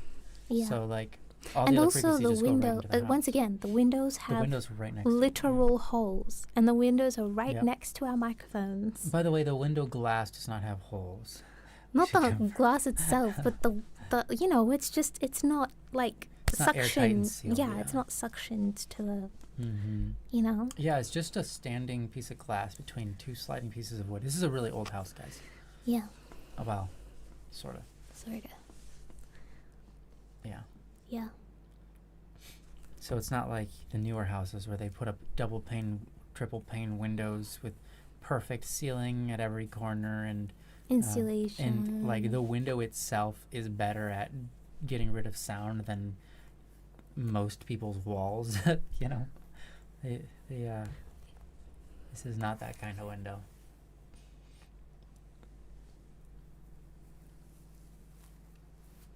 Do we live in an apartment? No, we live in our own little house here. It's Well, a- they don't it's a need to small house. know everything Yeah. about where we live. Yeah, that's fine. I feel like we're free to answer that question. Is it breakfast time for me? Oh, that wasn't a question. That was a statement. It is breakfast time for me. Great. Yeah, well. You're sharing. I'm kind of hungry. Yeah, Nath. By the way, how are you? What are you gonna have for breakfast? Don't answer that. I'll get hungry. I'm already. Oh, dang it. I'm already hungry. Yeah. By the way, Jeremy, when I first heard the question read, I thought something similar. Let me. What was it? Do you still pick up the lawnmower?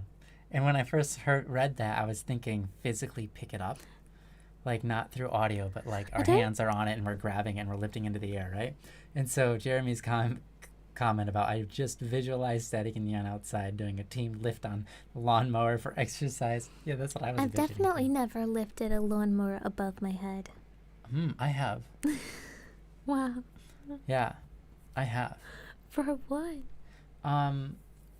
It's a manual push mower, no electronics, no like motor or anything, and like basically you lifted no it above your head. Yeah, because it's super light, and you just carry it around. Yeah. You mean that thing on a stick, a whippersnapper? Oh yeah, that would technically count, but and that I probably lifted above my head many times too. But no, it's a manual push mower. It's basically like the one we used to have. No. Oh. It's like this. Oh, I know what you're talking about.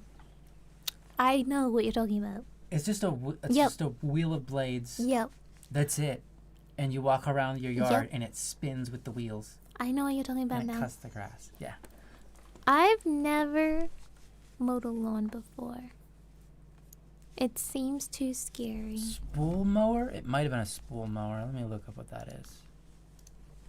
Mowing lawns seems scary, guys.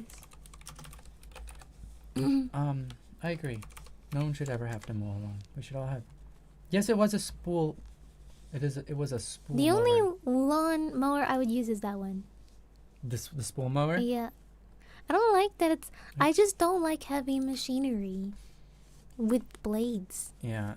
See, I wouldn't like this, but it had a cover on it, so like you didn't see the blades, so they didn't spray the grass at you. It had a cover on it, so that was nice. But I wouldn't mind using those rubber band thingies. Oh, those? Yeah, I know they're dangerous, but at least they're light compared to. They are like very I light literally compared. cannot push how do you guys even push a lawnmower? Like with the heavy ones, you know? I don't understand. Well, some of them are slightly motorized. I pushed one once across. Some of them will push themselves. You're literally just walking with it. Yeah, well, what about the one we used to have? I walked that. No, I walked it. Didn't turn it on. Yeah. I walked it from one side of the property to the other side. There ain't no way I could mow with that thing. It probably drives itself. It looked like it was a self-driving. It one. literally was like, I was like, dang, if this is what mowing a lawn is like, I don't want to ever do it. What does that even mean, Jeremy? There's a type of motorized push mower that actually floated? What? I don't understand. Bowl of cereal. Oh, wow. Maybe we should buy cereal. I don't know. We did that when we were in America. Okay, I don't mean like that kind of cereal. I just mean like something that's not 90% sugar. Yeah. So I had to last time we were in America, I had to get Fruity Pebbles and Cocoa Pebbles, and I had my wife try them because it was like, you know, you were sharing your childhood with me. Yeah, it was a piece of childhood, and it's the only cereal that didn't change their recipe since my childhood. So it's like the only cereal that had the same taste of childhood, because all the other ones changed away from using real sugar, away from using half of the ingredients and adding weird ingredients, and then removing the weird ingredients, and they're all over the place. So I picked those two because they're more traditional, just actual real sugar cereals. We had a bowl or so of each, and then we gave them away to my brother's children, who were happy to have them, I'm sure. I hope they ate before it went stale. Yeah. But, yeah, what kind of cereal would you get? Me? Yeah. probably Weebix, but then I would probably regret it. Yeah. I think you'd have it and then you wouldn't have it again. I used to do that with hot milk. It was good. Shredded wheat. It's slightly different, but it's the same.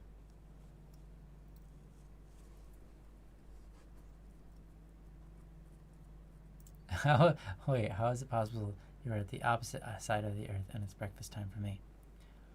It's breakfast time for you, not for us. Hi, Kiri.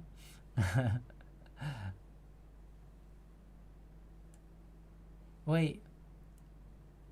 Oh, breakfast for you. I'm having a mixed rice beef bowl for lunch right now. That sounds good, Frissen. I want that. Frissen, could you share some of that? Are you gonna share that? That sounds like better than everything so far. Is anyone else having anything better than that? hungry. Because if not, I'm gonna. Frissen, Rice beef. can we be friends? That sounds so good. Yeah, that sounds really good right now. That sounds really good. We do have rice. I forgot that. I've been thinking about our rice cooker, sweetheart. Yeah. And I'm pretty sure we need to throw it away. Yeah, it's past the end of its line, but we might as well. No, I just mean the Teflon on it is all peeled, and we probably shouldn't be using it. It causes cancer. No, Teflon, it doesn't cause cancer. But what if it's peeled? No, Teflon, if it goes Well, it's into getting your in our systems, food.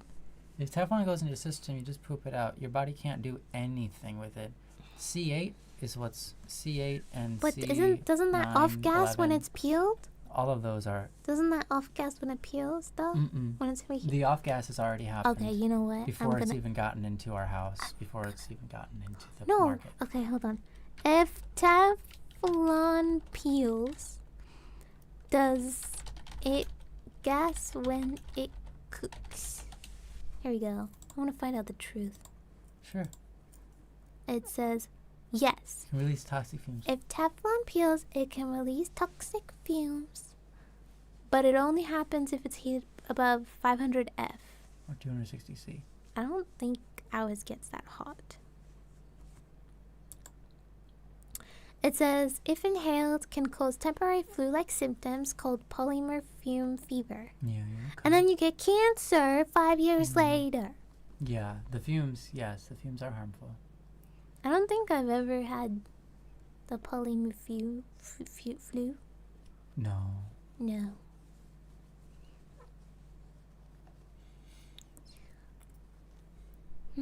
Organic cornflakes with no added sugar. I mean, it doesn't sound bad. I would eat it. I haven't had cornflakes in a long time. Everything on the internet is true, yeah.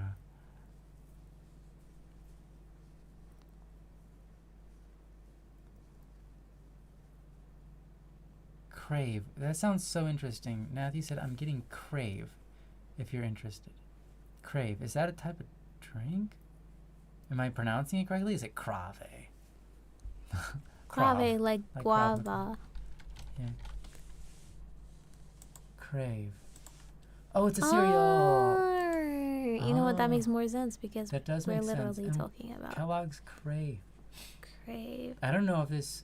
I'm gonna see what's I've never seen inside that. here. I've Let's never- look at the ingredient list. I might have seen it in the grocery store, but I've never had it. That's for sure. I'm looking at the ingredient list right Probably now. chocolate or something? Cereal flours, wheat oat rice. Okay. Oh, that's what I'm doing. Milk chocolate flavored filling.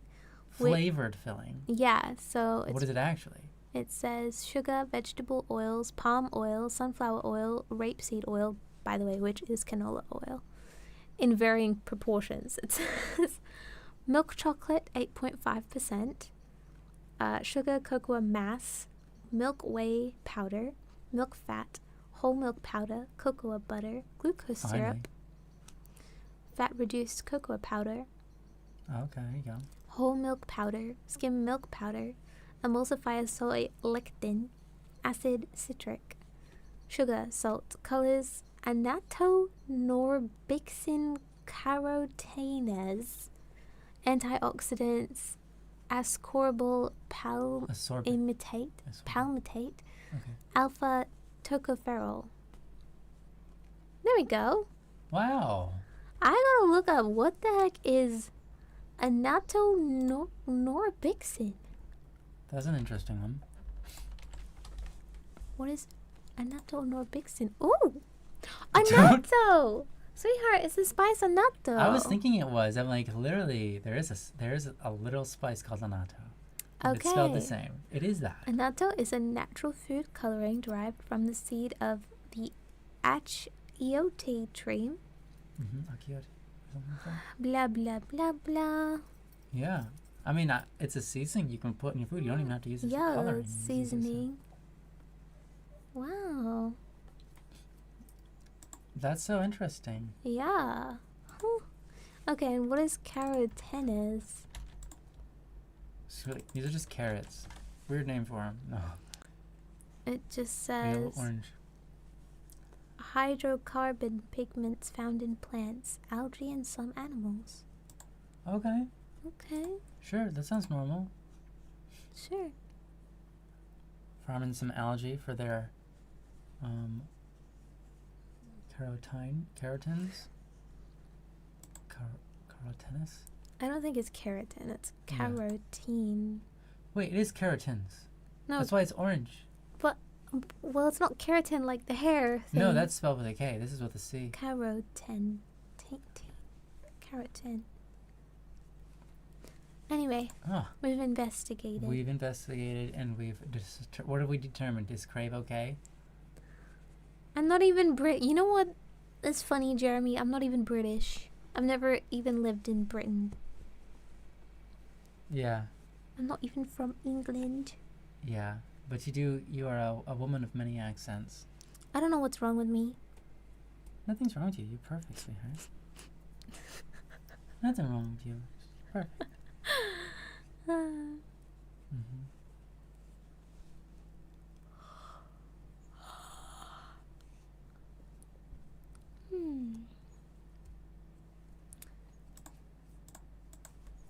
I'm gonna look up what is in Wheat Bix.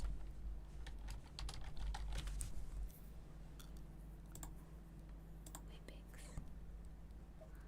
Ingredients: whole grain wheat, raw sugar, salt, barley malt extract, vitamins and minerals. What is barley malt extract? Oh, it's just malt. Huh. Seems like a very simple ingredient list, isn't it? Yeah. It should be. It should be. We can get some Wheat Bix. Did you say it's barley malt extract? Mm-hmm.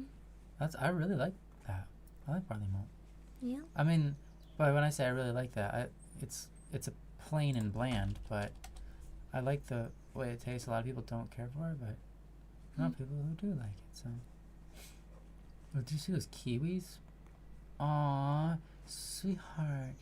Did we end up getting those dwarf kiwi seeds or anything?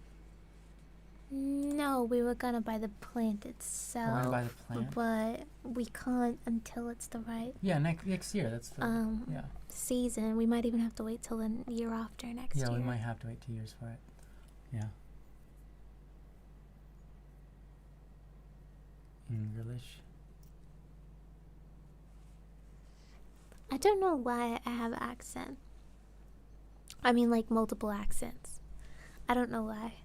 There's already sugar in Wheat Bix? Trust me, it doesn't taste like it. Yeah, it doesn't. The only way to eat Wheat Bix is to have a spoonful of sugar, like pour two out. 2 tablespoons of sugar. Yeah. Just put on top. You gotta get hot milk. You put the Wheat Bix in, and you take. Once you microwave that, then you put the sugar all over top of it, and then you enjoy. No, you put the okay. People say it's a sin to microwave Wheat Bix, but No. I used to do that. I would put. This is what you do. You put milk in, and then you put. Make sure you get milk all over the Wheat Bix, Yeah. and then you get sugar, and you put it all over the top of the Wheat Bix. Okay. But make sure the milk is like. Not like a lot. Yeah, it's just like on the bottom, like a pool. Yeah, like a Just- pool on the bottom, so that the sugar's on top of the Wheat Bix and it's like wet. Okay. And then you put it in the microwave Mm-hmm. for like 30 seconds, and then you get this like what do they call that hard sugar on top of that dessert? Hard sugar on top of a dessert? Yeah. With the like. Like creme brulee? Yeah. Where you blow. Yes. You And you like get like a. torch the sugar? You get that kind of sugar on top of the. Oh, because you microwaved it. Yeah. On Yeah, top because I was of gonna the say you wheat can turn mix. your sugar into caramel if you do that in the microwave. Yeah. And it actually happens that way. Yeah, that doesn't sound bad at all. That's a pretty good way of doing it. That sounds diabolical. That's how I used to eat every day. I used So to you do used that to eat every day. Caramel on Yes. your Weetabix. That's great. Yeah. And because I didn't like cold cereal. I wanted it to be warm. Well, yeah. Why not have a warm breakfast? Yeah. I want it to be warm. Mm-hmm. And here I grew up in a family where my mom would get frozen blueberries and put them in her cereal. Mm.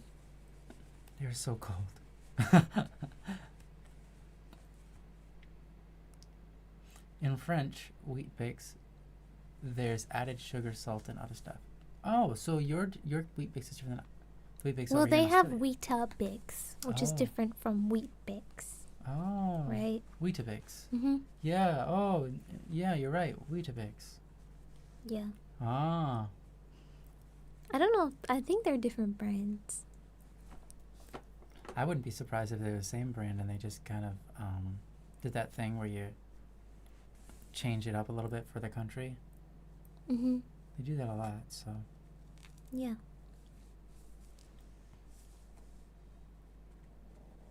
That is, yeah, Jeremy, that doesn't sound good at all. I mean, maybe people do it, but eating your cereal in orange juice, not my thing. I don't even want a glass of orange juice with my breakfast. I always thought that just did not go. It did not belong with milk. Mm-hmm. Like, I remember seeing it in so many commercials. Like, I saw it in so many commercials growing up. They'd have a bowl of cereal and with it a glass of orange juice. And I was like, one day I was like, I gotta try that.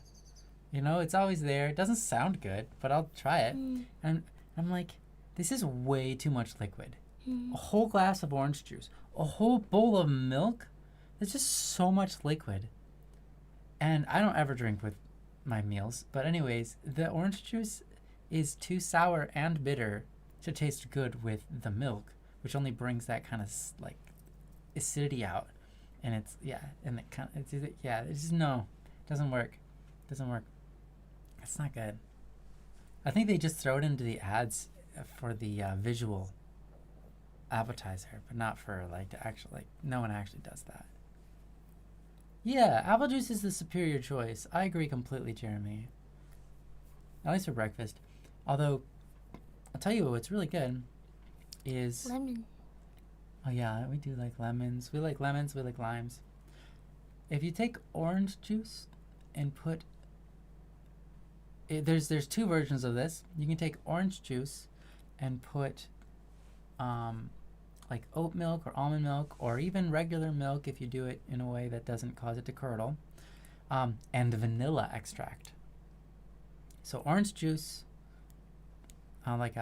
usually like oat milk or something, and vanilla extract. It tastes really good. It's like a creamsicle. It does separate though. It does separate over time, so you have to, it's kind of like a drink you have to drink quickly. It's really good though. But it is really good. And Mhm. instead, you can also do vanilla vodka if you're of age. And that's really good.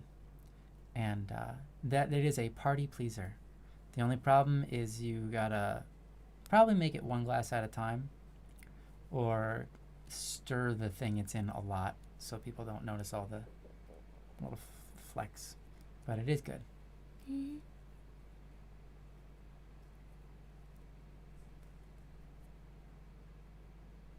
My eye was going off. Sorry.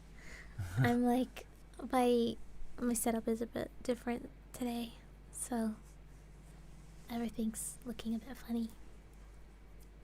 Yeah. Grape juice. I used to drink grape juice almost every day at school. I'd get it for lunch. It was good. I like grape juice. A bit hit or miss, but that makes sense. Most every fruit is hit or miss. Yeah. Fruit is always either like sour and not very good, or sweet and yummy. But like, the same vine can produce so many different varieties. Sweet.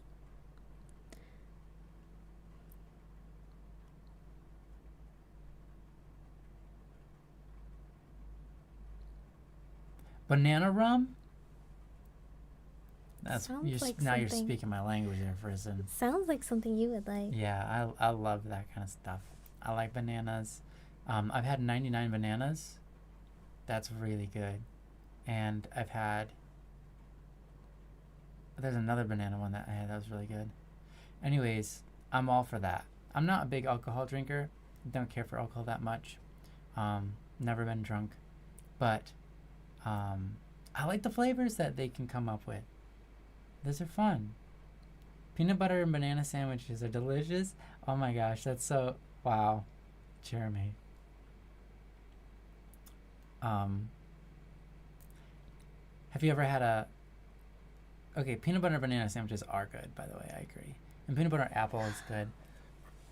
Have you ever had a peanut butter Miracle Whip sandwich? It sounds, to most people, absolutely unruly and disgusting, but I can confirm I've had it as... Growing up as a child, we had it many times. And it's good. But it's not good to everybody. You have to have a certain kind of taste.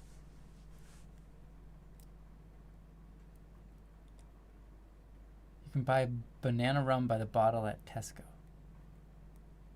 I don't know what Tesco is. I can't remember. It sounds familiar. Is there a name for the banana rum? Like, what's it called? Person says, bro, banana rum is surprisingly a banger. Even for people that don't drink rum much. Yeah. Hey, I like rum and cake. Rum cake's great. There's a bunch of different ones. Oh, there's a bunch of different kinds. I see. Batti. Banana bomb. Nice. I had no idea what I was looking at for the longest Yeah. time. 2 bananas. Yeah, I was confused too. Yeah. I think this is just supposed to be spices or something. Like a bomb. Oh, yeah, maybe. Yeah. That label's a little bit confusing. Yeah. I thought it was like a shark at first. Banana rum butter. Interesting. Funky. Malibu. I think that's the one I've had. I've had Malibu banana. Maybe? I don't know.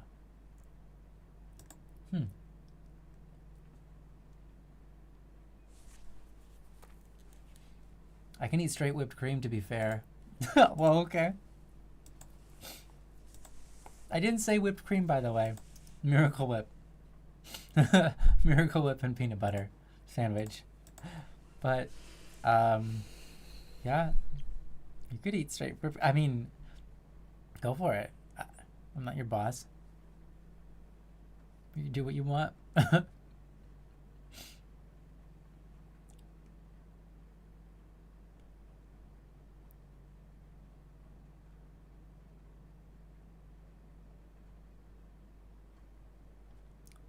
Hi, hacker boy. Welcome. You're doing a survey. I was about to fall asleep right there. Wow. Would you like to attend? No. Would you like to attend the survey, sweetheart? Can you tell me a little bit about the survey? I don't mind. Tell us more. Mm-hmm. Are they gonna give us a link to a weird website? Mm-hmm.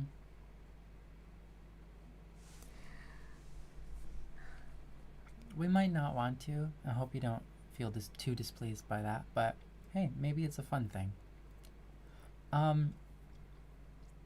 Yeah, I'm not too big of a fan of alcohol either.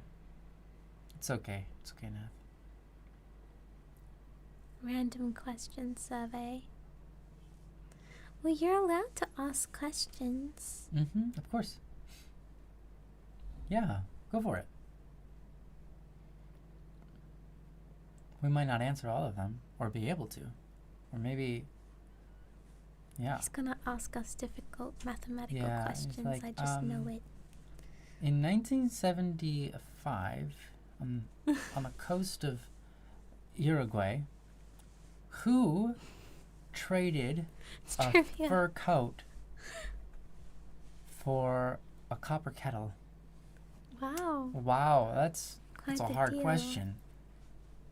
That's a hard question right there. Mm. Do you think a 30-year-old person and an 18-year-old person dating is weird? Oh, why do we get these kind of questions? 18, 19, 20.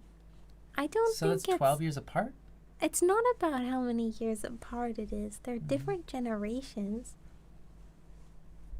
Don't you think? Yeah, didn't 7, 8, 9? I Sorry, think that was part of someone else's we question. are. They said, why was 6 afraid of 7? I don't know. It doesn't sound very healthy to me. I can't imagine, like, dating myself in high school. I'm trying to think. I'm pretty sure my grandpa and grandma are 15 years apart. Yeah, but But the problem there is, like, he's 90. What is it? 90. By the way, he didn't marry when he was old. They were yeah, still but young. when did they get married? They though? got married. Man. Well, okay, hold on. I can maybe kind of get close. I think he was it's probably not good. Close to 30. No, he would have been higher. He was probably 40s then. He was probably in his 40s. She was young, like 18 or something. I don't know. I think that's not And he was good. probably 43. He was probably 43. She was probably 18, something like that. I don't know. I don't know the numbers. But anyways, that's crazy, right? But wait, did I get those numbers? I got those numbers so off. Yeah, I was Sorry, like, 30. okay. Yeah, she was probably like 18. He was probably like 33. That's much better. But like, okay, so here's what happens. Now he's 90 something. 94, 95, 96, something high. And she's like, he can like, he's a really active guy, so he's like doing quite well for his age. But he can't keep up with the things my grandma wants to do with her life. It is sad because one person dies a lot younger. Mhm. I mean, a lot quicker. It's not even just the death, it's just like, Yeah. but yeah, that part's sad. Yeah. She wants to go like on stuff. vacations. He can't. That's She a wants big to- problem. I see a yeah. lot of women like in that kind of generation, like my mother, for example, and older. She like wants to go see a her lot of children who are out in women different parts of dated states. like married older men that the 20 years, you Mhm. know, and like Yeah. the man is like going senile and he's like bedridden, and the Mhm. woman's like still kind of like wants to explore and go traveling and have Mhm. fun, you know what I Yeah. mean? And she just can't. She's just like tied to this guy. Mm-hmm. No, but and that's sad. But beyond, let's put the 70 and 90 differences aside because Yeah. that's kind of That's irrelevant. That's way out. That's in the- irrelevant to this question conversation, which is is between 18 and 30. 18 and 30. I think fresh out of literally high school or possibly in high school still, and like some guy who's supposed to have lived an entire lifetime basically Mhm. away. Like you've got your 20s is basically your entire adult life. Like Mhm. I mean, like lot when you happens first start, A lot happens from 13. you're still a baby when you're 18. Sorry, 18. From 18 to 30, so I think much that growing up happens. You probably shouldn't get married until you're 30. And then after you're 30, then you can get married. That's how I feel about it. Mm. I think you shouldn't even get married when you're 18 or under 30. Wow. That's kind of how I feel. I feel I can get married a little bit younger than that. But Maybe still. 29. 29 maybe. 28, you're pushing it. Wow. I don't know. I just feel like it's there's not enough life experience. You know what I mean? You can't make those kind of decisions so young. You know? I see your point. I don't know. I have mixed feelings about that though. It depends. It also depends on the type of person they are Mhm. as Like, well. Some people, even when they're 18, are as smart as, or not just smart, but as wise as some like 60-year-olds. I disagree. And some 60-year-olds are really unwise, you know, and they act like kids. So honestly, I don't think age is a good way to measure maturity or how mature their actions are going to be once they get married and so on and so forth. I They understand definitely what marriage agree. I is. just can't imagine an but- 18-year-old being like. Mhm. I just think minimum age, 28, 28. Wow. 28, married, I think. I think that's a bit. I think that's too high. But yeah, I get. That's it. what I I get what think. you mean, but I think it's too high. Not enough time. Mm-hmm. Not enough life experience is what I think. Yeah. Yeah. Yeah. I think it's good to. I mean. Yeah. Yeah. I just think that a lot of people aren't ready or Yeah. wise enough. Because here's the thing: you're having a whole nother person that everything you do from now on affects them. Uh-huh. So you take that into consideration, and it's like a lot of people are doing a lot of stupid stuff, but they kind of settle down with that recklessness by the time they're 30 or maybe 40. So I get this idea I'm of not saying that when you're 30 you're ready. Mhm. I'm just saying as a baseline minimum. You know what I You mean? got married before you were 30. I know. But I was think you I were was great. close. I was close. Yeah. No, but like if I married even a year earlier than I but did, Yeah, there's no much way. different. Yeah. There's no way. I would have not been ready. Yeah. For So sure. I guess our answer is, Hacker Boy. Do you think you asked? Okay, do you think 30-year old person and a 18-year-old person dating is weird? I don't think. I don't know if it's necessarily weird because so many people do it, Yeah, but I don't think it's socially acceptable anymore. it's less. Yeah. Yeah, for I sure. mean, that used to be pretty common. That used to Yeah. be quite common, actually. But beyond socialness, I don't think that it's wise Yeah. to do. Yeah, it used to be normal, actually. Yeah, But it used to now be it's very normal. Mm-hmm. Yeah.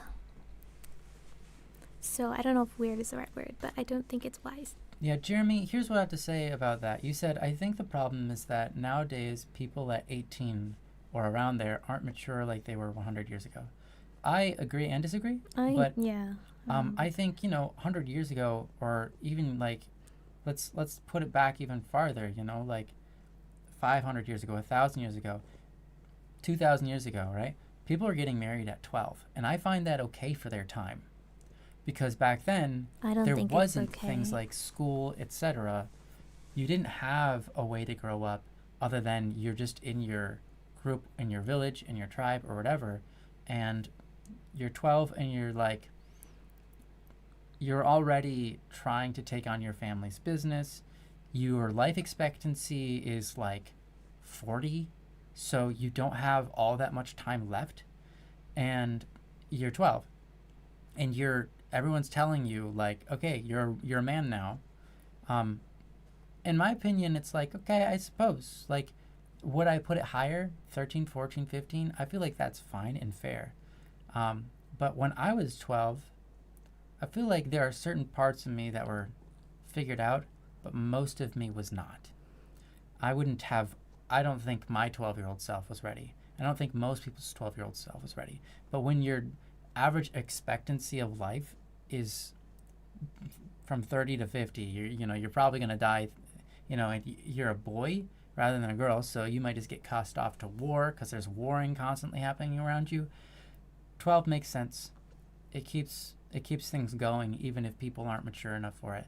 But we live in a society now where we have that safety, and I get that there's a lot of areas of the world that aren't safe, but we have a higher life expectancy now. We have the ability to have more options to learn, and we aren't being forced to grow up really fast. The problem of not being forced to grow up really fast, because we used to have to, like 2 generations before us, like you were talking about 100 years ago maybe, right? People had to grow up fast.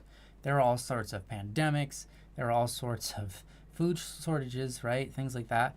There was all sorts of, my mom and dad died. I had to take care of my 3 siblings, and I was only 8.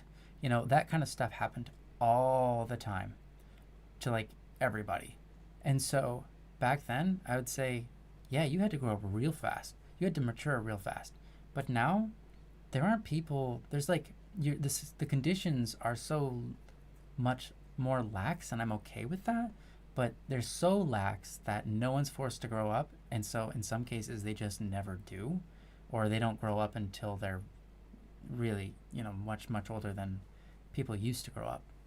But yeah, on the other hand,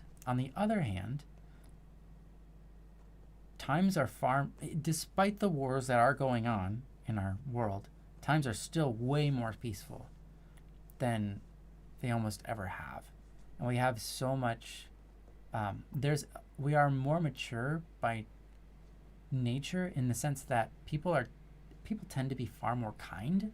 People tend to be far more interested in the state of, um, uh, respecting others, and being genuine and not lying to other people all the time. We don't believe in this, like, eye for an eye anymore. We want justice, but we don't necessarily think, oh, you took my, like, you stole this from me, so I'm gonna come after you, and steal something from yours, and then another thing, and then we do that over and over and over, and to no end, right? People are smarter than that now.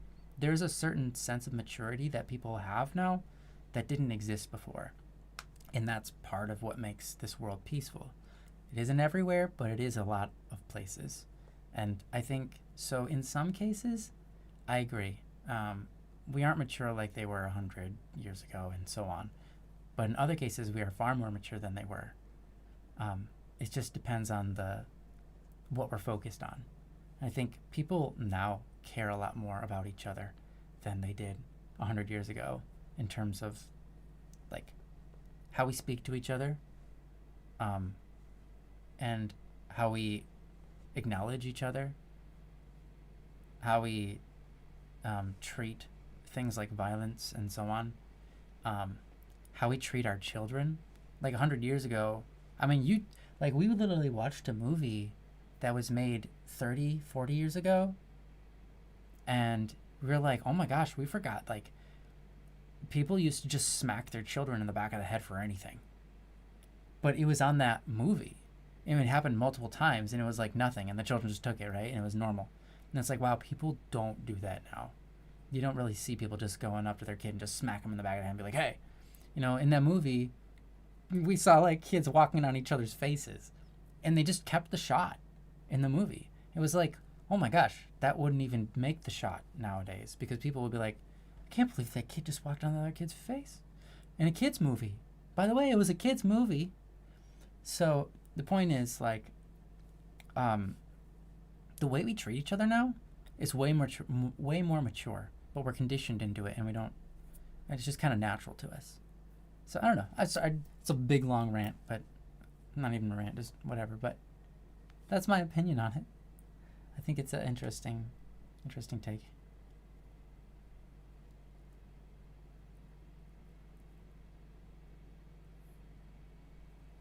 Yeah, that's fair.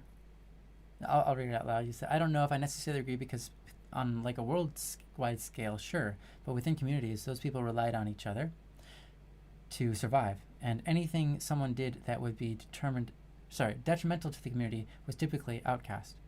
Right, now the world has a little bit more maturity in terms of just that. People are a lot more forgiving now, but and part of me feels like individual communities have shifted to other places. Yeah, I think we've grown farther apart. We've grown closer in some ways and farther apart from in others. I agree that there's a lot.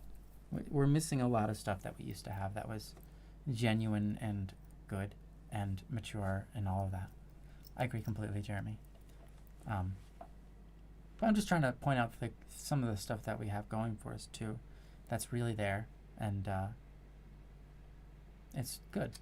I think that in our current culture and society that we live in currently, affords us comfortabilities that we didn't have back then. For sure. Which, I mean, I think is a good thing. And you're kind of expected to be given more time to explore, you have such a much longer life, right? Yeah. And you have a much more comfortable life. right? So, and a lot more opportunity to live your life and explore and experience life, Mm.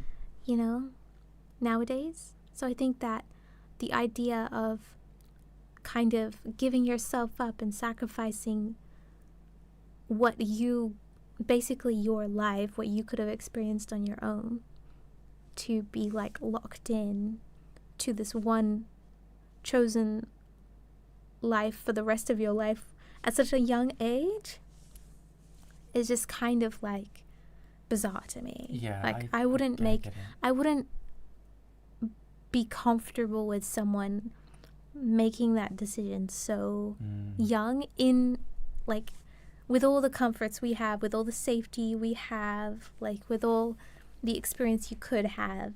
You know what I mean? Mm-hmm. Yeah. So, Yeah. I respect that take. Yeah, absolutely. and yeah, I think that young people can easily be taken advantage of. Not saying old people Sure. can't. Not saying old people can't. Mhm. But young people haven't been taken advantage of as much as older people, just from experience alone, just from time. Sure. You know what I mean? On average. So I feel like younger people are more they don't know how to, what's the word? Make a clear, Like discern. discernment, Mm-hmm. decision, like with everything into consideration. And it's not only the choice of getting married, or in general, like that is, it's like they don't know what to do if it goes wrong. You know what I mean? If you don't get married and you just kind of have other things go wrong, then you kind of learn how to get out of your mistakes, easier. So that if you do marry the wrong person later on, you can get out of it more easily. Like you have more confidence in yourself because you've developed this kind of like, yeah, I've messed up loads of times, I can get myself out of this. You've developed that trust in yourself, that independence, Sure. that you can get out of this reassurance in yourself, this trust in yourself, But if you're a little kid, 18 years old, always been relying on your parents, never done an independent thing in your life, and then suddenly you go off and marry someone, suddenly you don't become independent by doing that. You're now dependent Yeah, you're dependent on this new person Mm-hmm. who's basically like in control of your life because you don't have your driver's license yet. You know what I mean? Well, yeah, that and other Not, things, I don't mean literally. Yeah. I mean metaphorically. You've never driven your own car, which is your life. Yeah, you never. Yeah, I got it. You know what I Never driven mean? one, And your yeah. parents are being swapped out for this like new husband or wife who's 30 years older than you, because they know how to drive. You don't. So you're Right. taking a backseat to your life, And I just feel like you should just learn how to drive your own car first, and then you can kind of go from there. Then you can learn, because you already know how to drive your life car. Mm-hmm. If you let someone else drive a little bit, you can go back and forth. You're both taking turns. I think that's healthy, taking turns. That reminds me of And if something bad happens, then you can always go back to your car, and you know how to start it. You know how to get it going. You know when to press the brakes. I just feel like that. Does that make sense? Yeah, that reminds me of something someone else said, which they said, I think one of the biggest mistakes we made in our current culture many years ago is we've gotten rid of the coming to age ceremonies. And coming to age ceremonies used to be something like you're kicked out of the house, you go into the woods, and you survive in the woods for like 6 months by yourself or with other people you find out in the woods that are doing the same thing. And not that that's necessarily the only coming of age. There was quite a few of them. And they weren't just celebrations. They were trials. they were living out on your own and having your own experience and proving that you've got what it takes to be strong and independent. And yeah, I think that having that is really important because it allows you the ability to, or it proves that you have the ability to problem solve I out of things. yes. I think you need to have all that. You need to know how to drive your own car fully. Like you need to know manual, like pretty well, back to front. You need to know what every button does. In ancient Jewish culture, they had the bar mitzvah. But the bar mitzvah isn't actually, I mean, it is kind of coming to age, but the real thing is before you get married, you weren't allowed to just say, hey, I want to marry your daughter. You weren't allowed to just go up and be like, okay, let's get married. And then you have a ceremony and then you're married. In their culture, you could go up to dad and say, hey, I want to get married. And then dad would say, okay, have you built your own house for her? And if you said no, he'd say, okay, well, go build a house for her with your own bare hands. And if you then, once you've built a house for her and a place for her to live, and you have a piece of property, then I will allow her to come and live with you. Until then, I'll be waiting. And that's what they did. I feel like there should be a female equivalent because... Yeah, the female was always just kind of given from one house to another. Yeah, it wasn't great. But the worry for me is that the younger person becomes the dependent, yes, which is not ideal, it was always regardless of gender. You know what I mean? Yes. I just, in this modern day question that we've been asked, I just don't like the idea of people becoming dependent when they don't know what that means and they don't know what independence is and they've never been independent before. I feel like you need to really trust yourself. Dependence isn't a sin. No, dependence is fine. It's great. You just have to, I just mean like, I want people to go in with the independent skill. They need the strength and know of what that they're skill, getting into. Yeah, that skill is first. important. They need to know what dependence is, and they need to like, you know what I mean? Yeah. Yeah, Jeremy says, I appreciate my dad for making me go out and help him work on the family cars / mow the lawn and work on the lawnmowers.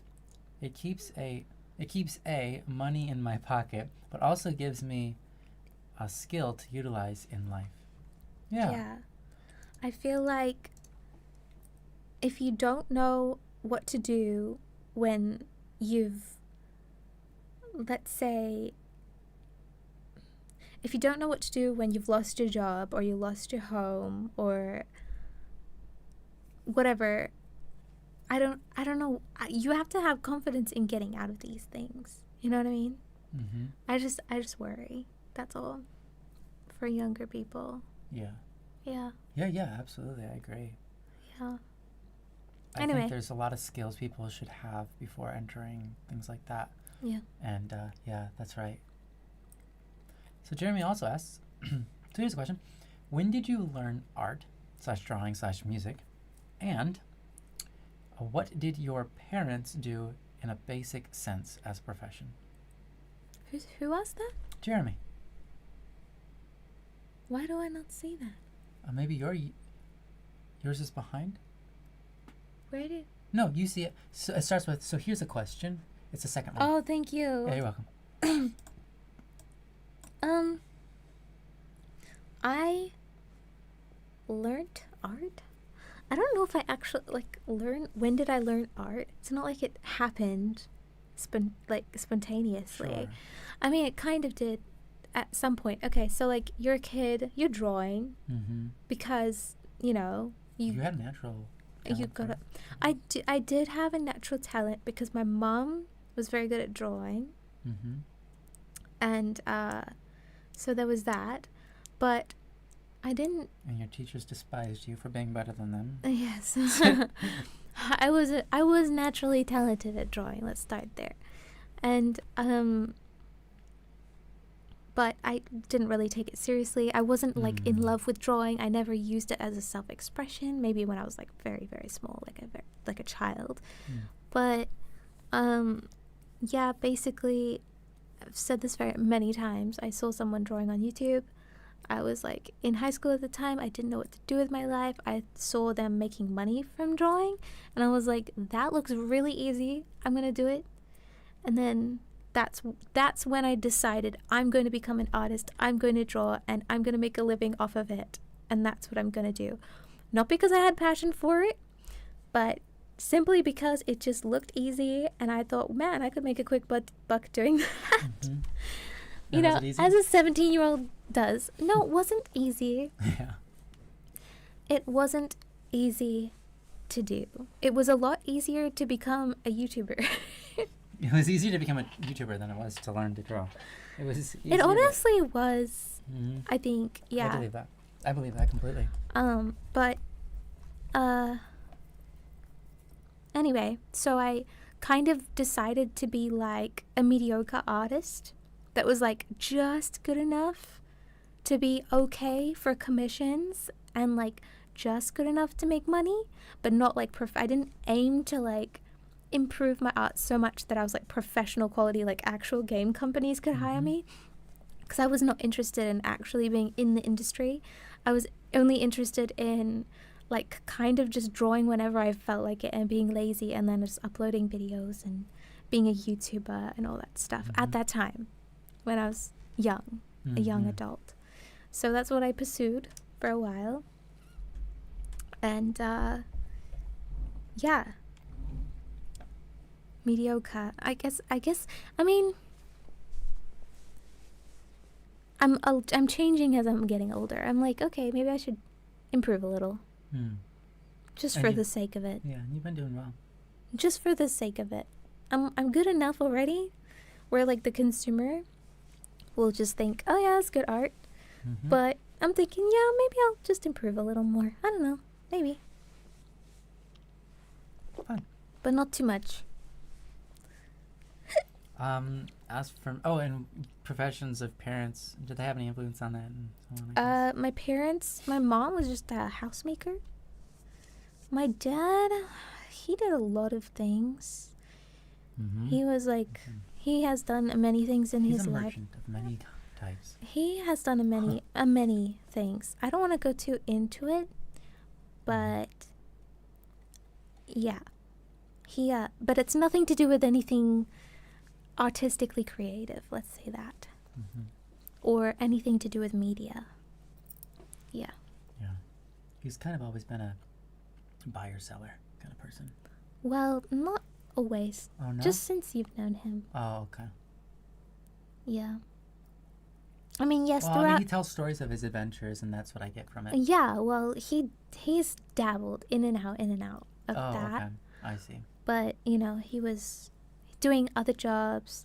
Oh yeah, had a PhD, never mind. I remember. Yeah. And all that stuff. Yeah. Okay. Yeah. He is. Yeah. He's doing all that stuff. Yeah. Now that I think about it, it is quite a lot more, because it isn't just that. Yeah. There's like a bunch of stuff. Yeah. He's done a lot. Yeah. It doesn't sound. It's none of it's bad. No. It's all No. good. Well, just kidding. I guess it depends. No, come on, okay, just move on. You can talk about your parents and your art, your music now. Yeah, I learned art and drawing when I was 20. No, I was probably like 34. My wife taught me how to draw a line better. He animated some of his music videos, didn't you? Drew pictures for them. Yeah, I learned how to draw, but I wasn't really that great ever. I like drawing in school, but only as a way to pass time. But that's more than I did. Music, I didn't really care listening to music growing up. I was never really into music. I never really have been into music. There's a lot of people who are into music, and they're really into it. I had friends like that. I'm not into music. Why did we pick these professions? But and I'm not someone who really, really enjoys playing music. I enjoy playing music from time to time, like playing the piano, singing.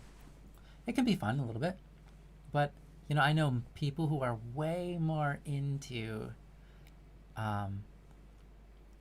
way more into stage performance or even just playing in their room, and they love it. Just not me. But I enjoyed, ever since I was little, being, what's the word? Um, um, Ingenuitive. Is that the right? Is that how you say that? Ingenuitive. Um, Creative, but not creative in the Innovative? Huh? Innovative? Yeah, inventive, innovative, um, innovative. Yeah, innovative, ingenuitive, and creative. But like creative in that sense, where I'm doing something unique, I suppose. I've always enjoyed pondering ideas that to others seem completely nonsense, but to me, there's something in it that can be taken out and made like into something that's never been made before and is really good and helpful for everybody and cool and great and celebrated. Um, and it's not even like a ego thing. It's nothing to do with wanting to be unique or wanting to be special. It's, in fact, when I was growing up, being called weird was like the greatest compliment of all time. But it had nothing to do with ego or anything. It's just, I enjoy it in a particular way, more than I enjoy music, more than I enjoy most things. And in fact, a lot of the video games that I like them because I can do things in them that are like I can stretch certain aspects out of them that maybe the designers hadn't thought of, or maybe they had, but it's I'm doing it out of my own head, and I enjoy that. I've created some kind of strategy or expounded upon a certain system and ran it to its max, whatever. So I like games where I can do that. Anyways, so music was the same for me. It wasn't like I enjoy music. I do like music, but I would never listen to music on purpose as a kid. In fact, a lot of people knew that I didn't listen to music. Whenever I wanted to play music, whenever I wanted to hear music, I would just go sit down at the piano and make something up on the spot based on whatever I wanted to kind of hear at the time. And I was like, yeah, I want to hear something like this. So I'd go to the piano and I'd just start playing around and play that thing I wanted to hear. I wasn't necessarily good enough to do that, but I was good enough to kind of do it, right? And so I started to learn when I was about 8. My mom got a piano passed down to her from my grandma, who had recently died. And so we got our grandma's piano. It was in the house, and I just started playing around on it. I was like, I wanted to make some new stuff up. And so my mom kind of taught me 2 songs, and then from there, everything was just me playing around and making my own songs. So that's when I started. And I've never been a music buff. I never got all of the music stuff down. Like people know like their like keys. Like that's a C7 or like a D minor 5th, whatever. I get it, but I also am not really into it. I never took music theory.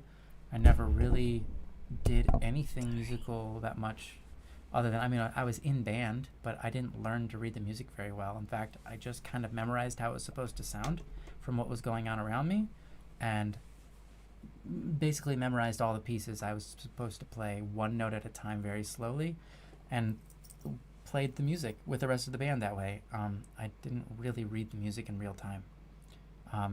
My brother was an incredible sight reader. You could put something in front of his face and he would play it. And there were many times where he would go to performances and he would do sight reading, read something and play it for the first time on the spot. And judges were just blown away. They're like, so you've done this solo before. You must have had this solo last year or 2 years ago. And my brother was like, no, I don't know what this is. He was that good. Me, I was complete opposite. See, he couldn't write a song for the life of him. He tried, but he couldn't because he never spent time there. He spent time reading the music and playing it. I never read the music. I didn't spend any time there. I spent all my time on my saxophone or on the piano just Playing. and making stuff up that I wanted to hear. And enjoy. And I would spend time on technique. I wanted to be good at this technique and making it sound this way, you know, and so I got good at that. So that's kind of my experience from 8 years old until I was graduated, and then I went to college for 2 years. I didn't get anything out of it because I didn't know what I was going for, and I don't even remember what kind of classes I took. I remember some of them, but yeah, in general, I wasn't there for any degree or any purpose other than just to appease my mom because she wanted me to go to college, so I did. And then second year, I decided to drop out and pursue music because I realized I had the opportunity in music to change people's lives for the better. If I wrote music with good messages, maybe some people would hear those messages and they could get something out of them.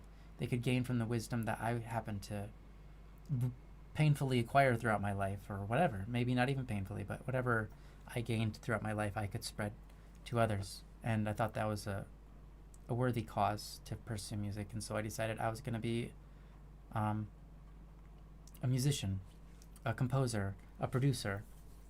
And so when I was 19, I decided I was going to learn how to sing because I didn't know how really that well. I mean, I sung a little bit, but only in church, once a week. But that's, for most people, not good enough to actually make them sing good, and myself included. So when I was 19, I started practicing singing in my car and on my way from college and back until I dropped out. And then, so I learned how to sing. I learned how to write music by just kind of, fiddling around. And then my mom, she had 3 jobs when I was born, and then it became 2. She was a waitress and a realtor for a time, and then eventually her real estate her as a realtor took off well enough. Everybody in my town knew her. It was like growing up as the child of a famous person, but it was just famous only in my own little town. Everybody knew her name. Everybody knew who I was. They're like, "Oh, you're so-and-so's kid." Everybody knew who I was in the whole town. Not that it was a huge town, but it was a small town. It was like literally middle of nowhere in Michigan, but still, it was weird. Anyways, she was a realtor growing up, and I had a couple of dads. My real dad, blood dad, he was a cabinet maker. He was a cabinet maker, and Mr. P's son. That's right. Father P. No, he was a cabinet maker, pretty much my whole life. Then I had a dad. I don't even know what he did. And then that was a stepdad. And then I had another stepdad who was basically managed the finances of a business that owns a bunch of Taco Bells, several KFCs, some Fridays restaurants. Yeah. And they had some pizza places they owned for a time. So a bunch of just different restaurants, different restaurant chains they were involved with. And he helped manage the finances on that. And that's my story. There you go, Jeremy. That's all of it. It's a wrap. We did it. That was a lot. Yeah. Good question.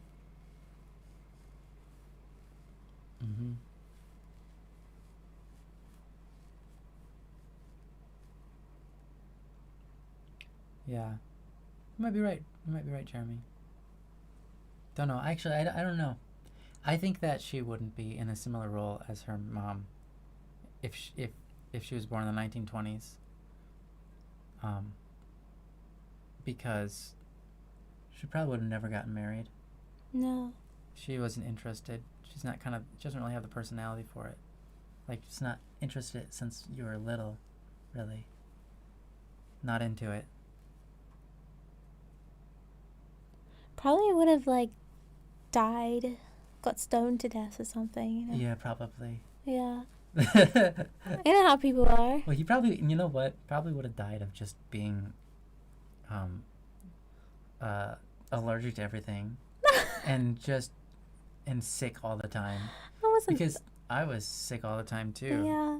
I think I would have gotten stoned to death and you would have died as well from Yeah. just being sick. Yeah. You would have died from being sick. I would have been stoned to death. Or So- you would have died from being sick and I would have been stoned to death. No. It's one of those two things. You're too cute. You're too lovely. You're too cute. I don't mean like, you know what I mean. Mm-hmm. Personality wise? Yes. No, I probably would have died of sick illness. Yeah. Mm-hmm. So we'd died be of both death, been- probably. We probably would have died of death in the Mhm, we probably would've 1920s for sure. Yeah, we wouldn't have made it. Yeah. But now, if it would have been in the 1820s, we might have been pirates. I would have died of death, and you would have I would have died of death. You would have died of death. They would have been the same. Man. You probably would still, if you became a pirate, you would be stoned to death, and I would die of sickness out on the sea. But if it was the 1720s, You know what? I would not mind being reborn in this decade. yeah, You know what I mean? yeah, Like, it's not so bad. you know what I mean? Yeah, Like from when I was born onwards, yeah, I think was a good time for me to be born. yeah. But if I was born earlier, I don't think I would have had a good life at all. And I think God didn't knew have- that, and that's why He put us in the age we are in. Yeah, I did Because not have a good He life looked, at, in he my. looked at us and said, "You guys are not For a cut out while for there. something like Yeah. anything before now." Because oh my gosh, now I'm gonna. Let's see. Does anything result in living beyond the age of 2? Okay, that takes out most every date. Okay, so now you've made it past 2. Let's see what else you got. Okay, past 13. Okay, we're gonna have to go up another couple hundred years. All right, now you got this. Okay, what about past 13? Okay, past 20. I probably Yeah, would have been like maybe, born but and you then like kinda, thrown into the trash. Like, oh my Yeah. gosh, what do we do with this? Yeah. Yeah. God knew that we were not going to be cut out for anything before now. Oh my gosh. Yeah. Too cute for 1920s to handle. Yeah. We would have been famous, like, we would have been the first, like, poster children. We'd have been, like, famous. And What? like, I don't know. We What would do have been, you though. I'm mean? sure. I'm sure it would have happened. If we were born For in the when? 1920s, they would have made art of us and so on. What does that even mean? It's just, like, what happens. like, we are I just wouldn't make it ourselves past in baby age. Yeah. I'd be dead when I Either was no, that's what I'm baby. saying. Either we die, or for some reason we get famous. I'd probably go to the circus. Ooh. Probably get picked up, Yeah, like probably. kidnapped by the circus or Yeah, something. that would have been a time. You would have been a famous circus child. Nah, and then I would have like probably committed suicide because I thought Mhm. it's messed up or something. I don't know. And I would have been David Bowie before David Bowie got there. Yeah, David Bowie took your spot there. Yeah, well, I'm okay with that. He can have that spot. I don't want to be David Bowie. Yeah. I mean, David Bowie is well loved, but David Bowie is not me, for sure. Yeah.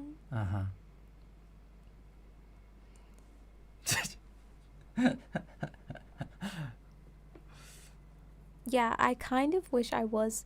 Well, I don't wish I was born later, but I think my life would have been a lot easier if I was born 20 years later than I was. Oh, wow. For 20 years sure. later. I can't Yeah. even imagine that. Yeah. Like, yeah. No, to be honest, hold on, let me think about that. No. If I was born now, it would have been better for me growing up. Interesting. Growing up wise, I think. I would have had a much easier time. Oh, okay. Yeah. People are a lot nicer now. Yeah, they are.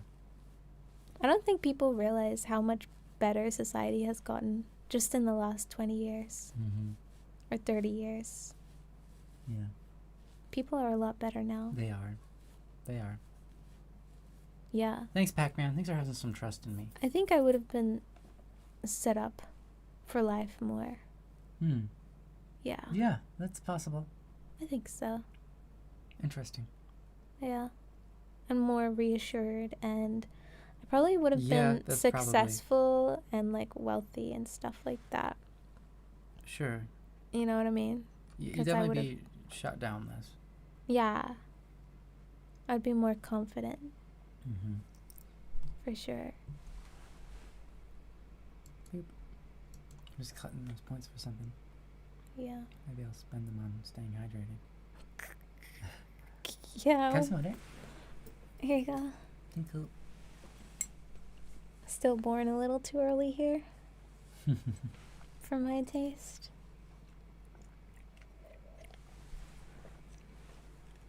I'm gonna have to watch some young person do what I wanted to do. Mm. You know what I mean? Mm. And then I'm gonna have to feel bad about it when it happens.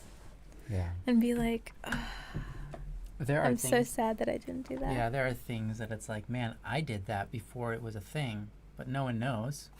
Like, there are songs I've, like, written that other people have since written. Like, let me give you an example.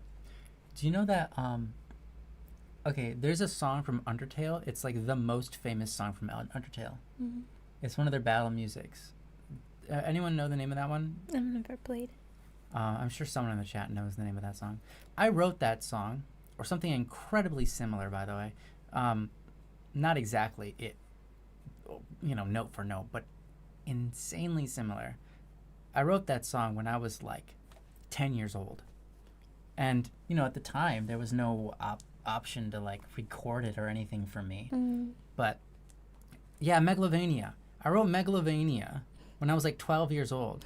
But obviously, I didn't have the option to like produce it and release it or anything. And by the time I was old enough for Megalovania to come out, I was like past my time, and I was just like, whatever. It didn't even, But then my point is like, I didn't write Megalovania note for note, but it's so similar, right? And it's like when you see that happen, it's kind of irritating. So it's like you see yourself taking advantage of, or you see someone else taking advantage of something that you had already done or you could have been. Like sometimes I hear music and I'm thinking, that sounds like I wrote it. I definitely could write this song. I probably already have on the piano from time to time just played that melody. Yeah. But someone else has used it, and now all that credit goes to them. So I can't do that now. Mm-hmm. And it feels like someone stole something from you, even though no one did anything bad, right? But that happens all the time, So it's just interesting, that feeling. You know what? I've changed my mind. If I was born now, I would be too confident. I would be egotistical, I think. Oh. It'd be bad. Yeah, it would I be. think I wouldn't be a kind person. I'd take it all back. Oh, the world would be kinder, but you wouldn't be? No, yeah. Ah. Yeah. Yeah, we all get to have a little bit of steady P in our lives. Thank you, Prison. Hi, Betty. Welcome. It's like certain parts of me needed to be kicked down, but certain parts needed to be lifted up. Right. You know what I mean? Yeah, I think that's absolutely true. I think And I think both parts got kicked down. Mm-hmm. So it just got a bit unbalanced. But I think... Yeah, there's a lot of trials in my life that I've had to go through that were awful, but I know that they really helped me a lot. There's some things that don't come out that way. Yeah. There are things that in life that happen to you that are crap, that there's... It's like I want to get something out. I think I should try to get something out of it, but it's just like scraping the pieces together to try and make something good out of something crap. It's just like... Sometimes it works, but sometimes it really doesn't. It's just like... Sometimes nothing good was in this. Just move on. And I think sometimes the best thing you take out of something is just recognize something's evil, bad, whatever, and just move on. Yeah. It's like, that's bad. I learned something. I learned that that's bad. Yeah, and you know what? I didn't know that before. Mm-hmm. Yeah. I did eventually figure out, hey, that's pretty bad. Yeah. Now I know why it's bad. Mm-hmm. Sometimes that's what it is. You just go, there is bad. That's it right there. And if that's all I can take out of it, then that's what I can take out of it. And now I know. Now I know evil. Now I get it. Now I know Now I can appreciate good better, more, whatever. Yeah, that's true. I mean, I did appreciate good better. Mm-hmm. It's true. Yeah, it is true. That's really true. Because before you didn't. I remember that. I was pretty neutral before. You were pretty neutral. Yeah. Yeah. Hey, welcome back.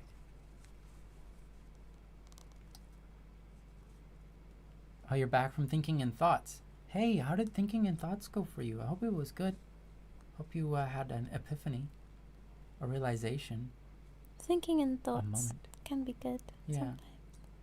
Actually, I don't know if I hope you had an epiphany, but I don't know. It could be good. Epiphanies can be helpful and Yeah. sometimes not. I always like when I have that epiphany moment. I do like too, regardless of regardless how it comes, I Yeah. really like it. I know many epiphanies have come from me thinking thoughts and things, literally just pacing in a dark room, back and forth for hours, like 2-3 hours, and then all of a sudden, like, epiphany happens. And there are many times where it doesn't come, and I do that over and over and over. But then, like, once in a while, it's like, oh my gosh, I just had an epiphany. Feels so good. Feels so good. I feel like 50% of my epiphanies come from thinking and the other 50 just randomly come. Yeah, I noticed that. Like out of nowhere. Mm-hmm. Out of nowhere. I just Like wake that up. one morning, you woke up and you're like, I just realized something. Yeah, a lot of times I wake up and I have this epiphany Mm-hmm. and I just I'm Kind of maybe you different. figured it out a bit in your dream, even though if you don't remember your Different. dream. I don't know. Yeah, I don't know. Where you see someone else do something and you have an epiphany. Do you ever get those? Oh yeah, Yeah. yeah, for sure. Akira, you're right. You're absolutely right about that. There are some places that you could be born, rather than just the time frame you're born in, but where you're born. That could change everything. Of course. I mean, Yeah. who you're born to. I think Uh-huh, that who you're born to. that's the biggest one. Yeah. Like, it doesn't even matter, like, what country you're in. The Mhm. person, the people you're born to, I feel like has a bigger effect than the country you're born in. And the country has a huge effect. And the place has a huge effect. Yeah. The yeah. people has even more of effect. Yeah. That's what I think. Yeah, I agree. Yes, overthinking might be bad for your health. I agreed. There's a difference between overthinking and thinking for a long time, though. Yeah. It's actually, here's how I say it, Pac-Man. If your thoughts are continuously constructive, or at least constructive in the long run, even though a lot of it might be, to actually construct anything might take a really long time. But if the intention is constructive, you're not overthinking. If the intention is constructive, you're If probably you're not looping, if you're looping. overthinking. But yeah, if you're looping and you're no Or longer constructive, Indecisive. yeah, indecisive, Or, like, afraid to being make a frozen, shocked, decision. yeah, That's the worst one. that's overthinking. When you don't want to make a decision, that's the worst one, I feel like. For you, it is. For me, it is. Mm-hmm. Yeah. Yeah. But I guess there's another form of overthinking that is you thought so much you're just exhausted and you Mhm. can't even think straight anymore, but you're still trying.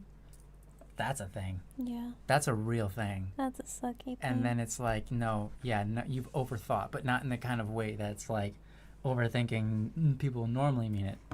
It's overthinking like you can't think anymore. You're exhausted.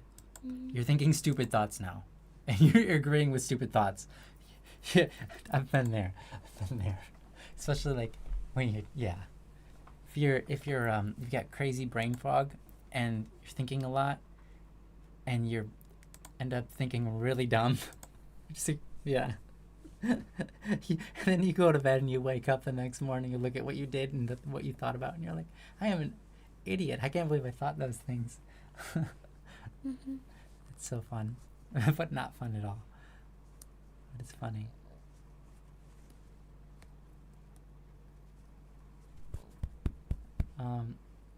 Jeremy said, actually think of it this way. If you had a clone, they would be you, but wouldn't be the same as you mentally. What?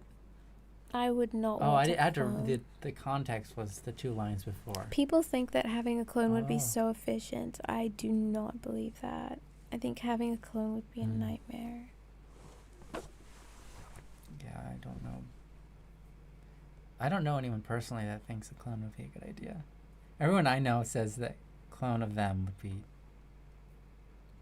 awful. I wonder if I But- would be driven to like kill my other clone, and then my clone would Whoa. try to kill me. No. I think I'd go mad a little bit, maybe, or maybe I'd be fine. Huh. Interesting. It's hard to say. Could go either way. Maybe one of us would be fine and one of us would go mad.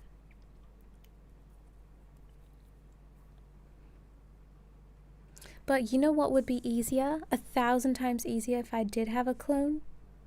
Problem solving. Because then you could talk to yourself about it. And Yeah, you could bounce it. And I yourself. would understand myself. Yeah, you understand yourself because you hear it. Yeah. But would you have the patience? Yes. Yeah? Okay. 'Cause I you- wouldn't 'cause you need have to remember- patience. I wouldn't need patience Because you have to remember, both of you we would would both be- understand. both of you be going through something, and part of you would be, because you're going through different experiences, so Mm. both of you have Depends to how get stuff different. out. Yeah. I mean, if you cloned yourself right now, you would have the same experiences. But if you cloned yourself like Depends what my 20 clone years would ago, be doing. your clone is Is living my a different clone- life, or Yeah, is my clone living away from me and there's a totally Mhm. different person in me? yeah, How would I feel if my clone was like 1,000 times more successful than I was? I mean, I guess I wouldn't really care.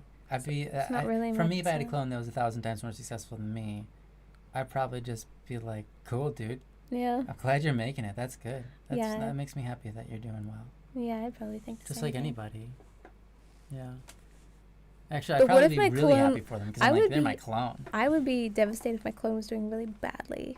Yeah, it makes me sad. That'd be That'd be really actually sad. horrible. If my clone was having a really hard time in life, I'd be really sad. You'd feel responsible. You Yeah. have to take care of them. What Yeah. can you do now? Mm-hmm.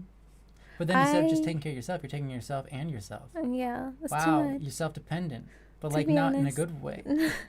I just don't like the idea of having a clone. It's just too much. Yeah.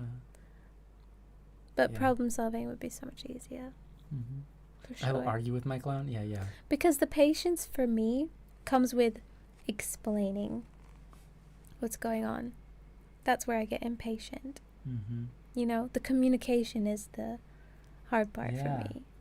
Yeah. I wasn't saying you're impatient, by the No, way. I was just know. thinking you guys would probably be talking to each other, but like you both have things to say that are different. And so you're trying to solve you're trying to solve your own problem by bouncing off of yourself, but yourself is not you. And so like, yeah. Yeah, but we'd have similar thought Yeah, patterns. you would. It We'd- would probably we'd be get each helpful. other. It might be helpful, yeah. Aren't identical twins due to the... Wait, what? Basically, they're saying identical twins are basically aren't they clones. technically clones? It depends on why they're clones, or why they're twins. Not every... even identical twins... They're not clones. Yeah, they're not clones. Because, I mean, it's close. I get what you're saying. I think it's close, but I don't think that you could count it as a clone.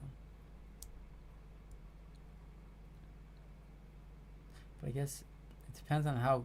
Yeah, I guess it depends on how we define clone. How lax we are with the terminology there. Yeah, like, is this clone of mine gonna be a baby? That Yeah. sounds like a bigger nightmare than anything. Definitely could unleash Mm. something horrific onto the world if that was the case. Yeah, maybe Jeremy, in some way. It's kind of interesting. I like that. It's a fun thought. I feel like I'm a villain who turned good. Like, that's my life story. You know what I mean? Mm-hmm. So if I had like a baby me, I'm like, oh my gosh, how do I make sure that it turns good without it having to go through what I did? Right. Yeah. It'd be really just do- difficult. Do the best you can. And, no, it's perfect. Yansai is Megamind. Have you seen Megamind? No. I know he's blue and has a big head. Well, It's we the have a guy lot from of the- common. It's the guy from blue da boo dee da boo die da boo dee da boo die. Which is da boo also dee da boo. blue. We Yeah. have so much in common already. Mhm. It might not actually be that guy. He just looks similar. But Um, he's a bad guy, right? Well, I'm a he's- good guy now, guys. That's Megamind. Oh. Yeah. I just spoiled it. It'd be worth the watch. It's actually fun. I actually thought higher of it than I thought I would, and I didn't watch it when it came out. I waited like many years before I finally watched it, but I thought it was actually pretty good. Some kids' movies alright. can surprise you sometimes. Yeah, it was pretty good.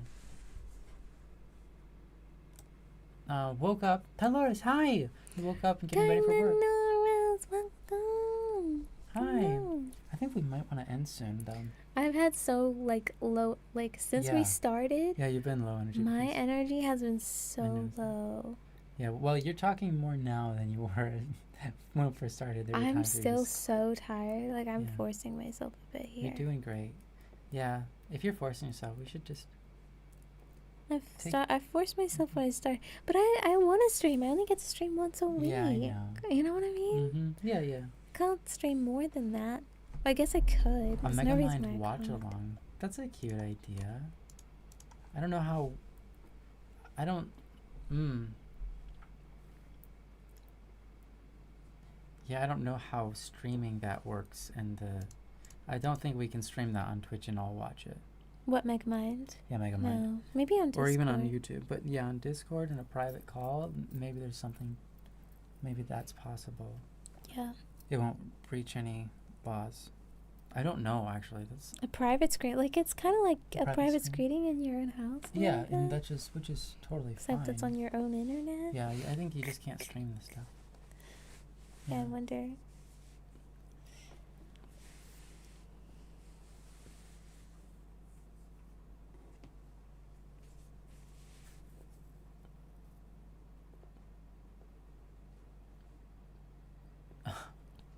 All right, dude.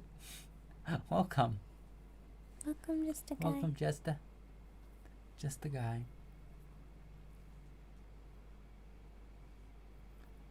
Congratulations. I want to know more. What is a boom bar, or did you mean boomer? Oh, Are you saying you're a big fatty boomer or a big fatty boom bar? A boom bar sounds cool. And you just, well, I'm sorry to you and your nose. Unless it's just a silent and undeadly. undeadly. Maybe it's scentless. That's what I meant to say. Scentless. Well, thanks for sharing, Just a Guy. I think it's great that you're so open and you feel. I don't really care to know, to be honest. Oh. That's just me. Yeah, I don't really care to know those things. Yeah, about the farts and so on. You guys don't have to tell us when you do that. It's probably better if you don't. But I mean, that's Hey. fine. it's fine if you do. I mean, we're not going to be angry at you. We're going to be I mean, upset at you. listen, if it was like one of my friends saying it, you know what I mean? Mhm. You think of it a bit different, but it's the first time we're meeting. Yeah, we're the first time. Yeah, well. This is the first thing you say to us. Mhm. Makes you think, huh, I wonder what else this guy thinks about. Yeah. Because this is all we know about you. Yeah, so far, all we know about you is this, what you've given us.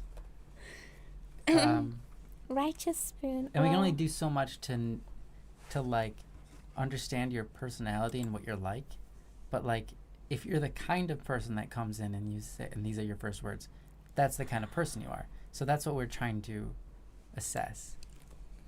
I like to make an impression. Exactly. Yeah. And so we have an impression of you. But the question is it a good impression?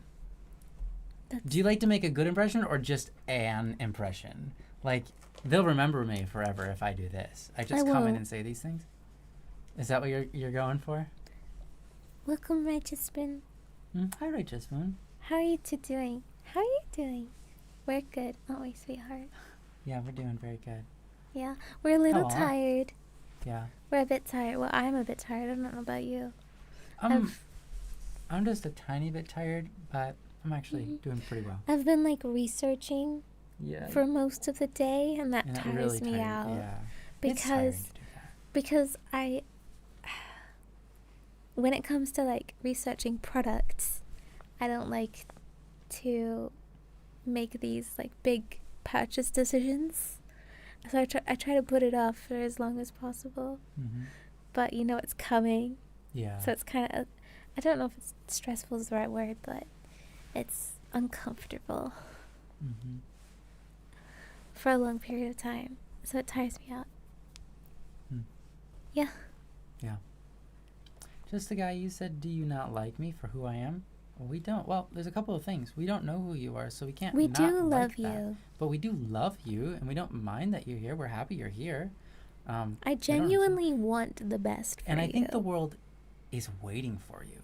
You say the world isn't ready for you. That's probably true for all of us, but the world's still waiting for you, and you're going to be great. It's You're time already to, great. It's time to shine, You're man. already here. Yeah, and you're already great. That's right. Yeah, Nyan's brain does need to sleep. Pac-Man says, Mm-hmm. mean to ask, did you rig your own cat and bunny? Yeah, I did it in like an hour. I think like 2 hours maybe. Yeah. I just pulled it. Just- I she did it really scribbled fast. it all together. Yeah, I did that. She's like, bloop, bloop, bloop. Okay, I did it. All right, you want to stream now? Yeah, I think it was like on the day. Yeah, I feel like Like it we was. need some models. Let's do that, and then we streamed that night. Uh-huh. Probably Something like that. something like that. I remember it took a while to set up this, I think it took get it- longer to set up OBS. yeah. I think I remember this. Didn't we wake up in the morning, you did the models, and then we tried to set up the OBS for like hours, and then we streamed at night? Yeah, I think it took longer to set up Yeah. like the audios and all that. It was. That was so funny. It's your whole personality. That's great, Justa. Hey, I mean, That's there funny. are plenty people out there like that. Mm-hmm. You know, that's cool. To be fair, they are pretty simple. Yeah, pretty simple models, but they're cute. Yeah, yeah. They're made to be simple. I just Meant to kind of be. wanted something. They were meant to kind of originally be just stand-ins, but Yeah, now I you've was just just. been rolling with them. I kind of just. I mean, I didn't put very much effort, as you can see. I don't know if you can see, but Yeah, that's right, Jeremy. Yeah. yeah, they were meant to be stand-ins. I didn't do any shading or anything, and then I kind of was just like, whatever. Yeah. You know, it's kind of like when you put something in the house to like temporarily fix it, and you're like, just leave and there the for years. the temporary thing has now become like an integral part of the home. Yeah, yeah, yeah. Is like untouchable. Mm-hmm. You know. Mm-hmm. Yeah, it's like I wedged this under my sink to keep the pipe up so it don't leak. And, it's been there for like 5 Yeah. years and you're just relying on it. And you're like, don't touch, by the way, if you go into the sink, don't touch anything. It's like, What's it called? there You know for those really old buildings that can't be touched because they're like historically oh, yeah, okay. Well, I don't know what to call it, but yeah, that's it. like. That's what these Mhm. models have become. Yeah. Protected. Yeah, historically protected. Uh-huh. Low effort isn't always bad. That's right. Sometimes you get more value out of a low effort thing than high effort, and then it takes so long to get it out there. I'm definitely more of an executor than Yeah. than a perfectionist.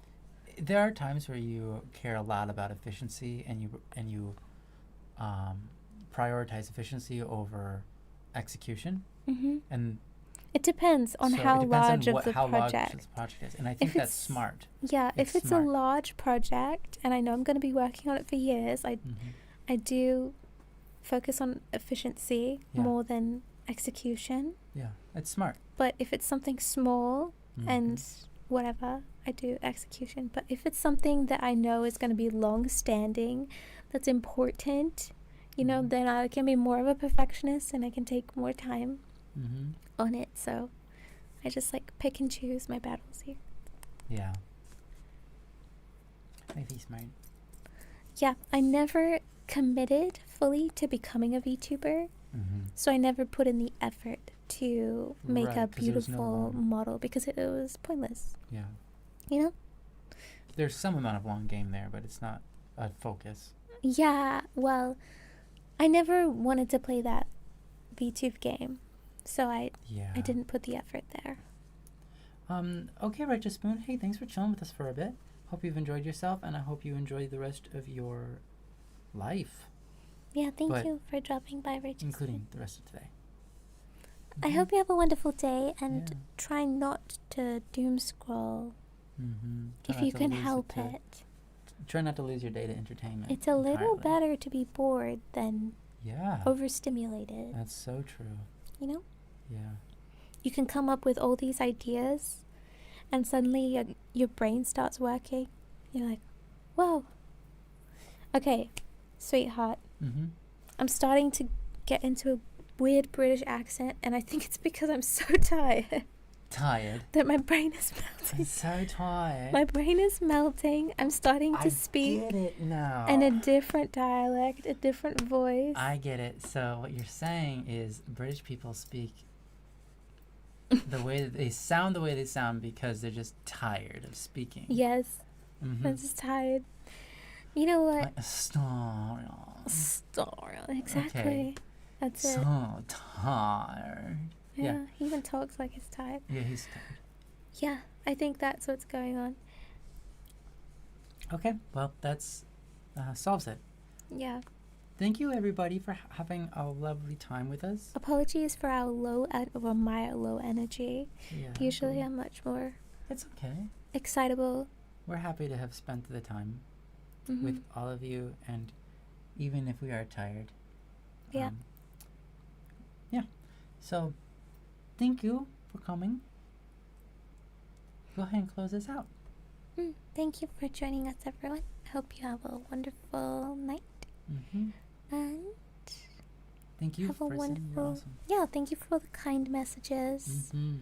and interactions. I hope that this was kind of like a resetting kind of moment for you guys. If that makes sense. Like, not being overstimulated. Refreshing. Yeah, well, it doesn't have to be refreshing necessarily. Okay.